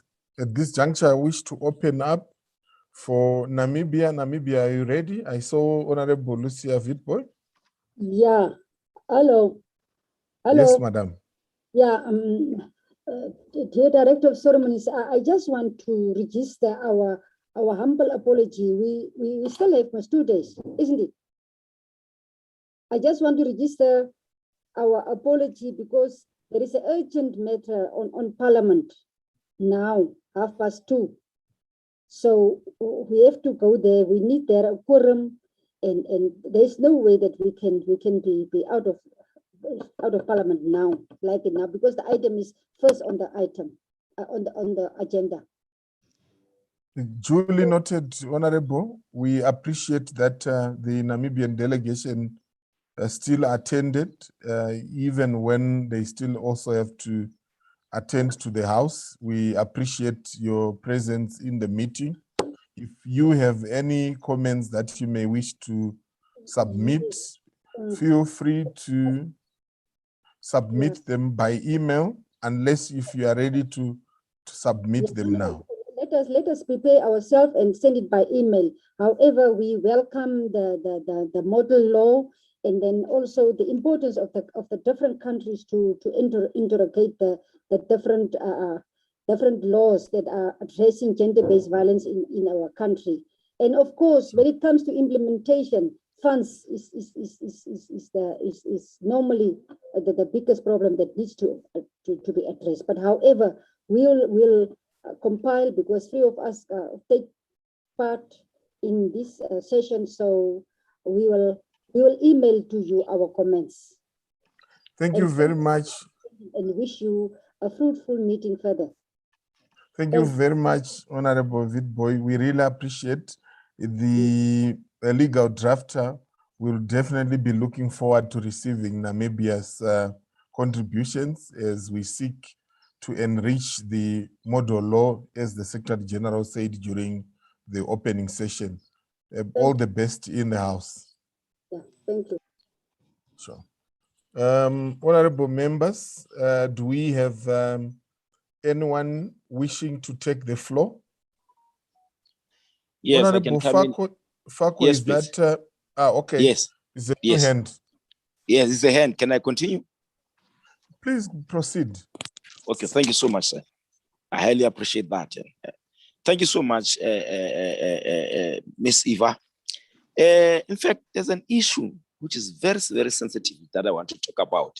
This issue of customary laws and religious norms. Really, I highly appreciate the change which is happening in my country. I've learned a lot during this public participation, during this counter domestic violence bill. Really, we sit down with our people to the rural areas, try to sit down with them, try to talk to them until they understand each and everything. Meaning that things are changing. I think this SADC model law has come at the right time. In fact, let me just highlight that. During our visit to those places, we are being accompanied by even CCL. CCL is the Council of Churches in our country. Meaning that when the churches now are that they start understanding, definitely I've seen a great achievement with that. So that I'm saying, as long as we can just stand up and go and talk to the people, all these norms and customary laws, whatever, people will understand exactly what you are saying. Because most of the things, some people are not even aware. Like for instance, when you are married to someone, you think that that woman can even have sex at any time that you want, even if she's not to do that, even if she's sick. people were thinking that, no, really, I appreciate so much for this thing that which has happened. We have been assisted by SADC PF. I'm saying that SADC PF, keep it up. You are doing so well. You'll bring changes into our lives and to our people. Like now, I'm going to prepare for another trip for next week, which will be going to another places, because we want to cover most people, most countries, most villages and towns, which, you know, GBV is very high. We are sitting down and trying to call all these people to come down here so that we can listen to us and understand each and every one. And they can even lay their fears and everything so far. In fact, another thing that I want to talk about is this things of medical, there's when especially when this person has been previously bodily harmed, he needs to go to the police station and get a medical form. And then when they are supposed to get the medical form to the policeman, really they are being harassed. The question that they're getting there sometimes is the policeman who has harassed that person. So they could not even get the medical forms so that they can go to the medical doctor and be examined so that the charges can be laid against that person. But I'm thinking we are dealing with that. As long as we can join hands together and be together, really, I think we'll overcome this situation. This situation is bad to the human beings. It's bad to the humanity. Really, that's what I'm saying. I think we should be there. Even the email address should be shared together, because really we are just responding from what comes from our head. Some of the activities that we have done, I think we have to share them with SADC as well. So SADC should know exactly what we are doing for all these funds that they are offering to us. They should get the report, clearly a smart report, which can be written down so that they can see the impact that you are doing. Thank you so much, Mr. Moderator.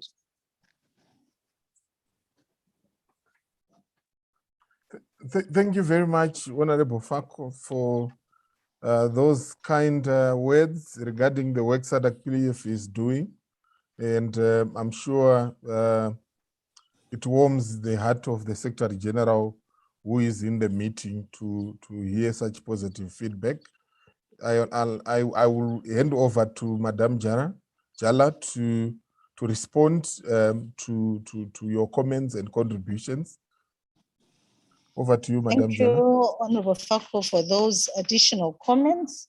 They are worthwhile noting, especially the worry in relation to customary laws and religious practice, and the fact that some members of the community are not even aware of their rights as far as GBV occurs. And that's really a big worry, and we appreciate that you are going to all extents in which to engage your communities to spread the word on GBV. Yes, we are also very concerned with the issue of medical reports, medical forms, and the harassments which we know of at police stations. We have tried as much as possible in the GBV model law to deal with this issue of medical reports or a medical form and the way they can be obtained. And there should be no harassment, because harassment itself is GBV and it can be reported on. So yes, we agree with you entirely, and we appreciate all your efforts in popularizing the GBV model law. Thank you very much, Honorable Fako. Thank you, legal drafter. Honorable members, I open the floor again for those that may wish to take the floor. We have not heard from Mozambique, Seychelles, Mauritius, Madagascar. If you are in the house, please feel free to take the floor.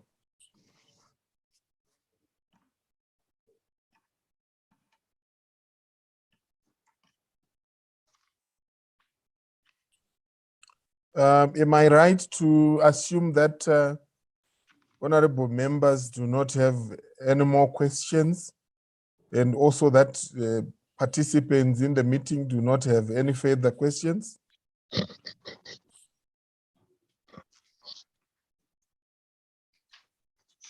Anyone who wishes to take the floor, please indicate. Otherwise, we will proceed to go to the last item, which is the closing ceremony. Lucia? Are you taking the Sim. floor, Honorable? Sim.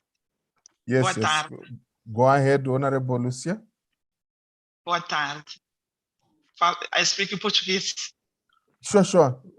Please proceed. Eu sou presidente da Comissão dos Assuntos Sociais, do Gênero, Tecnologia e Comunicação Social aqui na Assembleia da República de Moçambique. Queria, em primeiro lugar, saudar este evento muito importante, principalmente para mim como mulher e como presidente de uma comissão que lida com assuntos sociais. Queria parabenizar a apresentação muito forte que foi dada. Acho que, no fim, de verdade, se nós, como Moçambique, adotarmos este instrumento, tomamos como base, como modelo, este instrumento que foi aqui apresentado, vai ser uma mais-valia para o nosso país. Na verdade, nós temos um instrumento que luta para acabar com a violência baseada no gênero. E aqui foram levantados aspectos que de verdade constituem a fraqueza para a nossa lei. A questão de hábitos culturais. Nós, há pouco tempo, estávamos a fazer a fiscalização da nossa lei e fomos ver que ainda persistem questões de violência baseada no gênero no nosso país, questões culturais, questões de preconceitos. As crianças ainda têm medo de denunciar que um homem violou. As crianças têm medo de dizer que seu pai violou. Um homem violentado pela sua esposa tem medo, tem vergonha de ir dizer na polícia que foi violado pela sua esposa. Portanto, aqui foram trazidas essas questões que têm a ver com preconceito, têm a ver com questões culturais, que temos a certeza que se nós formos rever a nossa lei e colocarmos esses aspectos, vão nos ajudar, de certa maneira, a lutar para acabar com a violência baseada no gênero. Também foram trazidas aqui questões ligadas à não discriminação, que a lei deve abranger a todas as pessoas, sem olhar para a sua raça, sem olhar para a sua orientação sexual, etc. Acho eu que são questões muito importantes de fundo que ao serem levadas em conta no nosso país, vão ajudar também a acabar com a discriminação baseada no gênero. A questão da formação é muito importante, que foi aqui trazida. Acho eu que ao levar o relatório deste encontro para a Assembleia, para o nosso país, vai ter em conta essas questões aqui levantadas. Quando nós fomos trabalhar no campo, encontramos uma situação de lamentação em relação ao pagamento de caução. Acho eu que, se nós revermos a nossa lei, porque há homens que violam as crianças, violam as mulheres, e dia seguinte pagam e saem. Isso cria um constrangimento para a nossa população. Se calhar precisamos de olhar para que questões deve ser aceita a caução, mas era importante que talvez olhássemos e disséssemos não ao pagamento de caução para uma questão de violação sexual de menores. É uma preocupação. Portanto, nós percebemos o conteúdo que aqui nos foi trazido. Eu vou levar para a Assembleia para analisar. Tenho a certeza, sim, que vamos precisar de rever a nossa lei para acomodar vários aspectos relevantes que constam aqui nesta lei modelo. E muito obrigado.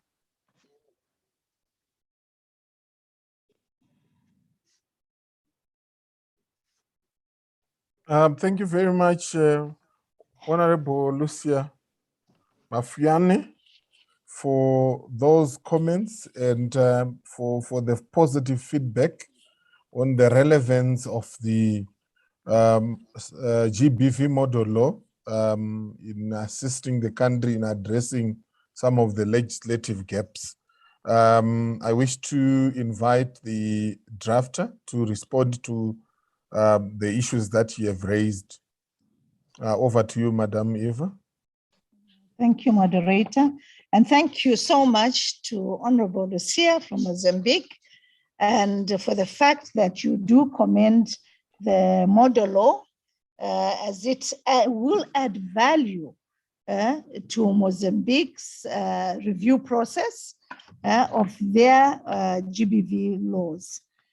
I note that you have acknowledged that certain facts raised at this meeting actually do constitute some of the weaknesses in your own laws.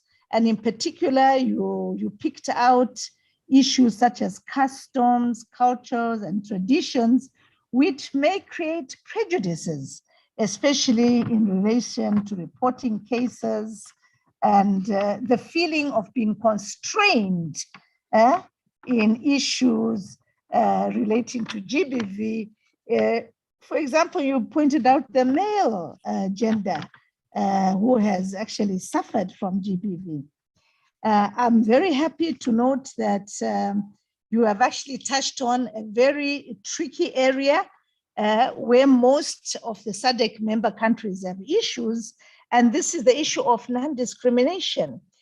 You actually commend the fact that we should, as far as possible, cover all persons, especially those persons who are differently sexually orientated. These must also be included in the protections. So we are very happy to hear that, and grateful to the fact that you shall raise some of these issues when you get back and report back to your national parliament. And you have pointed out one thing in particular. You say, in such cases, bail should not be allowed. And I understand where you are coming from and appreciate that very much. We wish you a lot of success in reviewing your GBV laws, and hopefully most of the issues that we have tried to capture in the GBV model law, which are innovative, which remove bias from the way we deal with GBV is actually captured in your model law. We thank you so much for these recognitions. Thank you very much, legal drafter. At this juncture, I wish to check once more if there are any comments from Madagascar, Mauritius. Yes, those two, Madagascar and Mauritius, before we move to close.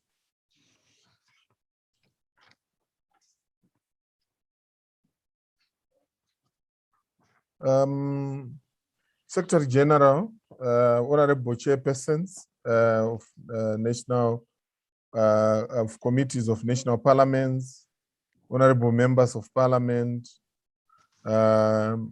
Mchena from Amnesty International, our distinguished legal drafter, Madam Eva, colleagues from national parliaments and SADC PF Secretariat, members of the media, our interpreters, and all participants.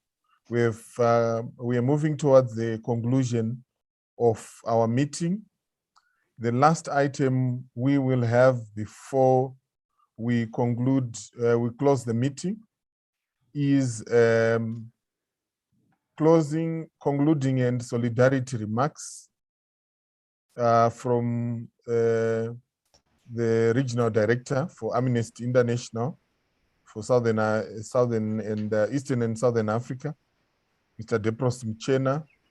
Mr. Mchena's organization, Amnesty International, focuses on issues of human rights and is a partner of the SADC Parliamentary Forum They have a natural interest in matters of human rights, and we collaborate with them. We have an MOU, and as such, the Secretary General has bestowed an honor on Mr. Mchena to come and give the concluding and solidarity statements as we conclude our meeting. Mr. Mchena, I invite you to take the floor. Thank you very much.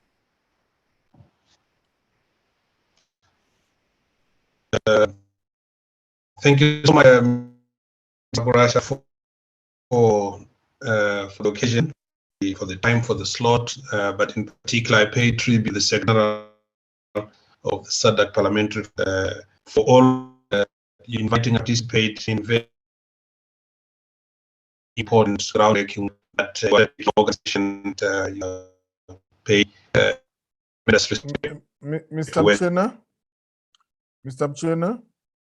The Parliamentary Forum is doing as of Parliament present, Hello, Mr. Mchena, can you hear me? Not in any particular order, just protocols.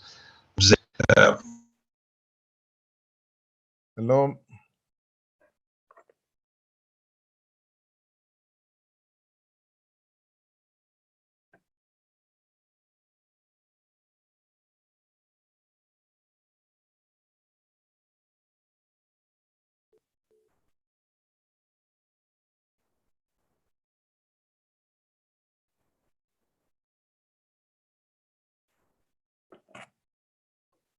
Mr. Mchena, can you hear me? You are on mute.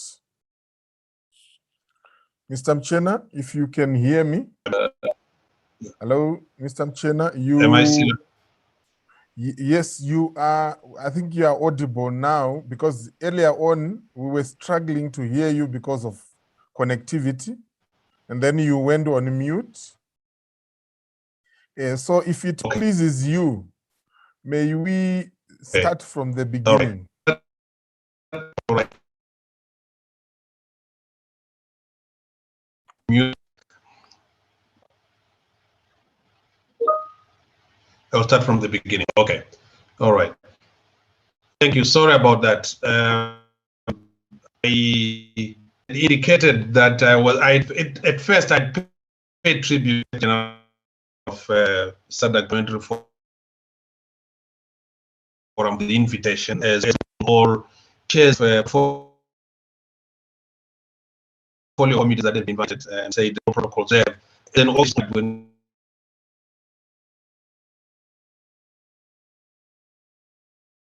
invited by the Parliament Forum as a premier institution in building regional connectivity. Hello, Mr. Mchena. We're still struggling to hear you properly because of the also just in people together around programs and things to. Hello, Mr. Mchena. Hello, Mr. Mchena. Getting the current in Africa. So my task is really small.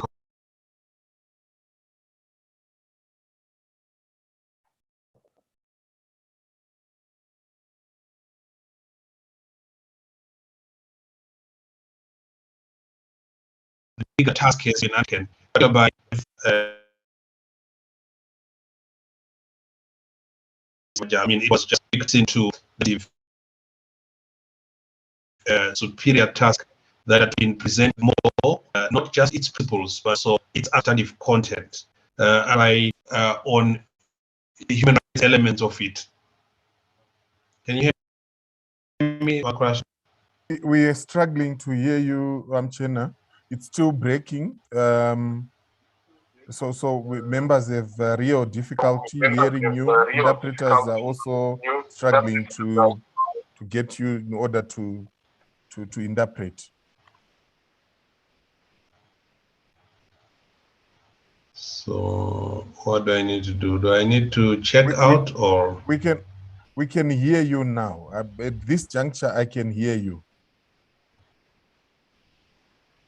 Okay. Yes. All right. So I don't know where I lost you now so that I can pick from there. If it pleases you, let's go somewhere close to the beginning, because it was really bad and members would not have heard you. We're really sorry about this. Okay. All right. So let me just say, I hope I'm audible, that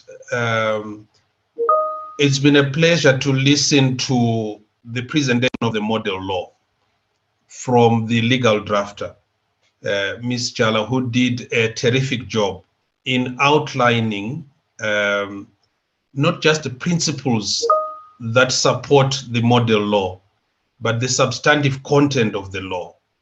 The elements that particularly inspired me is the use of rights-based approaches into the law that is being presented. And we believe that if this is taken seriously, parliament by parliament, we can strengthen a series of existing legal frameworks at parliamentary level in national constituencies or national jurisdictions, and really produce something that is almost uniform, almost integrated, and that places ordinary people who are victims of gender-based violence at the center of this initiative. So I was paying tribute to the legal drafter for the work that has been done. I also paid tribute to SADC PF itself through the leadership of the Secretary General for always showing courage to tackle human rights issues at a time when a number of governmental bodies retreat from tackling human rights issues as a centerpiece of regional integration strategies. And so I think so from those two broad perspectives, my task is to simply highlight some of the things that we might just need to take on board as we close the meeting. First is that, it's evident that every member of SADC is facing a gender-based violence crisis, and that it reached such crisis proportions that what the COVID-19 pandemic did was to simply amplify pre-existing crises. The second is we all know that gender-based violence does not have a cure, doesn't have a vaccine, unlike the pandemic that we are dealing with. But it takes law, it takes policy, it takes practice, it takes resources, it takes political leadership. It also takes zero societal tolerance to GBV in order for us to achieve the destination of ensuring that protection is equitably distributed between men and women. So I think there's something that we need to do at national level to augment this regional strategy that has been taken. Second point is that gender-based violence is a pre-existing problem that is rooted in gender inequality at societal level. So there has to be tackling of gender-based violence at societal level as well. And that the law is necessary, but it's not sufficient as a condition of tackling the structural drivers of gender-based violence. What we've also learned in our work is that GBV goes hand in glove with sexual health and reproductive rights, resulting in sexual gender-based violence that is reported in almost every country, whether you are talking about the Memory Machaya case in Zimbabwe, or whether you're talking about the Tsekofate Pule case in South Africa, or the case of a young woman who was recently raped for punishment as a result of the outcome of elections in Zambia, or the series of cases that exist in Malawi for women with albinism who are targeted for rape, sexual assault, and other things for very mythical beliefs that if you do so, you will cure your own disease. So we've got this problem that the model law could tackle this pre-existing surge of gender-based inequalities in order to get us to the predictable stage of equality and protection that we're all looking for. But we also need, I think, one of the things that came out in the model law is we need an intersectional approach because the more marginalized you are, either by race, class, identity, or geographic location, whether stateless people, persons with disability, people with albinism, or any other form of marginality, you are more exposed to the limits of protection of the law than often is the case when you are not from the marginalized groups. And it often takes, these violations often take patriarchal and sometimes very masculine nationalistic outlook. So if you don't happen to be a member of that country, nationalistic interpretation of the law and outlook can create an opportunity for xenophobic complications in the manner protection mechanisms are deployed to refugees, to people who are stateless, and others that are fleeing conflict. And we also must emphasize the fact that we can have a model law that is as eloquent as has been presented, but there are existing gaps that exist in law and policy. There are also gaps that exist in legal drafting and in implementation. But what we got, in my view, was a very comprehensive presentation of both the necessity of political leadership, institutional strength, and imagination in order to pass through the test of the gaps that we have seen in law. So one hopes that as chairpersons of portfolio committees that are present, when they take this home, we remove these gaps, because these gaps have a tendency to create either comfort zones at national level or zones of lack of accountability. Was also very impressed with the fact that there is emphasis on the importance of international human rights law obligations on states, and to make sure that the standards and frameworks and norms that are captured in our international obligations should find expression in the manner in which the laws we are going to evolve look like.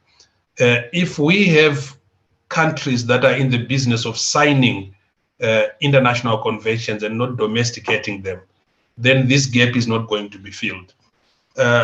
I have also seen maybe we might need just to strengthen sharing of information about what we are learning just across the region. Well, I was waiting for colleagues from Madagascar to speak, because I know, for example, the gender-based violence takes a particular form which finds expression in how the criminal justice system works, where pre-trial detention is something that has created significant problems for women, because when we did some study there, 78% of pre-trial detention cases were made of women, and many of the women who were on pre-trial detention awaiting trial were awaiting trial for petty offenses, some of them related to being arrested because their partner who would have committed the crime was not found at home, and the police would arrest the woman, and they would spend 8 months, 2 years in detention on petty crime of that nature.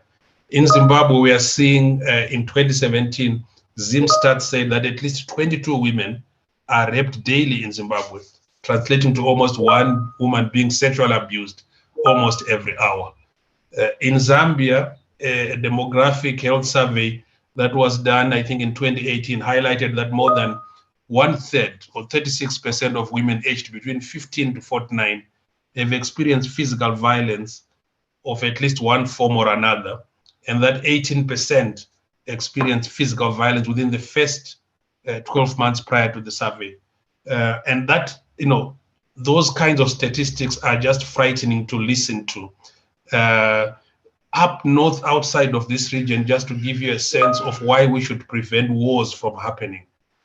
We are carrying out some work in Tigray in Ethiopia, where just between February and April this year, 102,088 cases of gender-based violence were recorded. And out of that, 376 cases of rape were recorded in the context of war.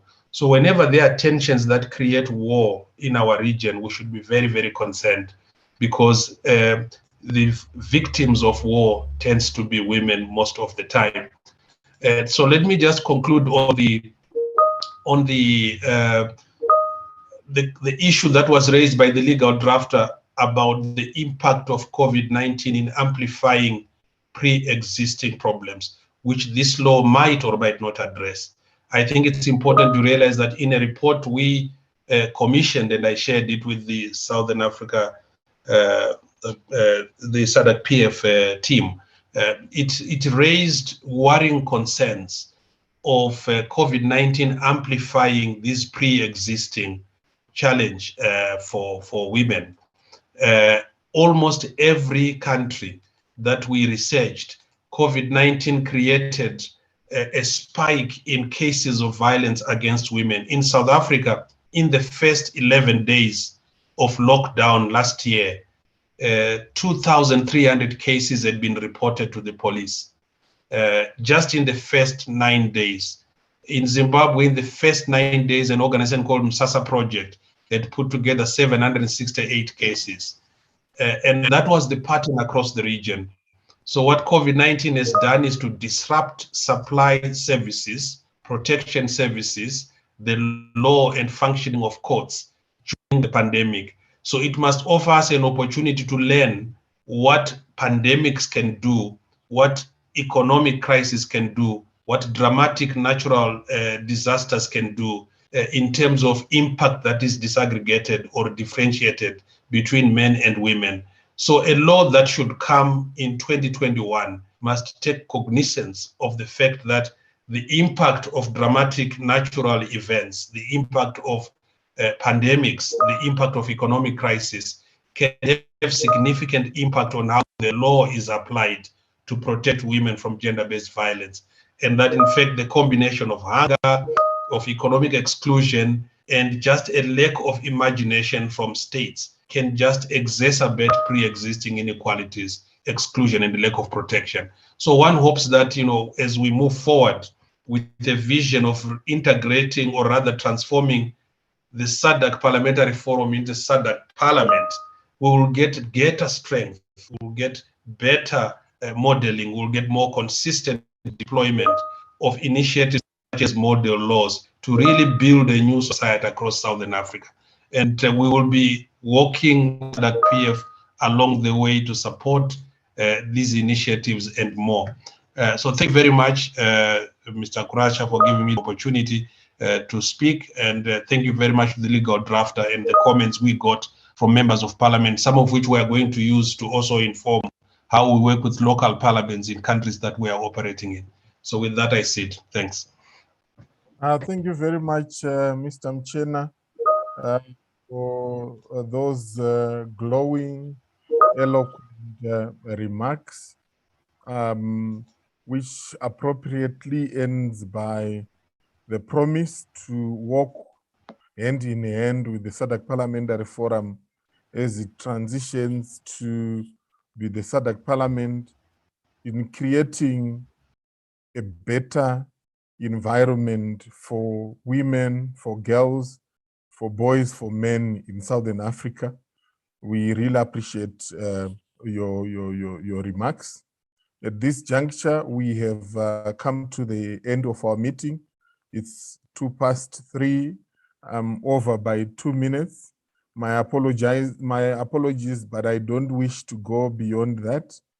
And so the meeting stands adjourned. We invite our ICT to terminate the meeting. Thank you so much. Have a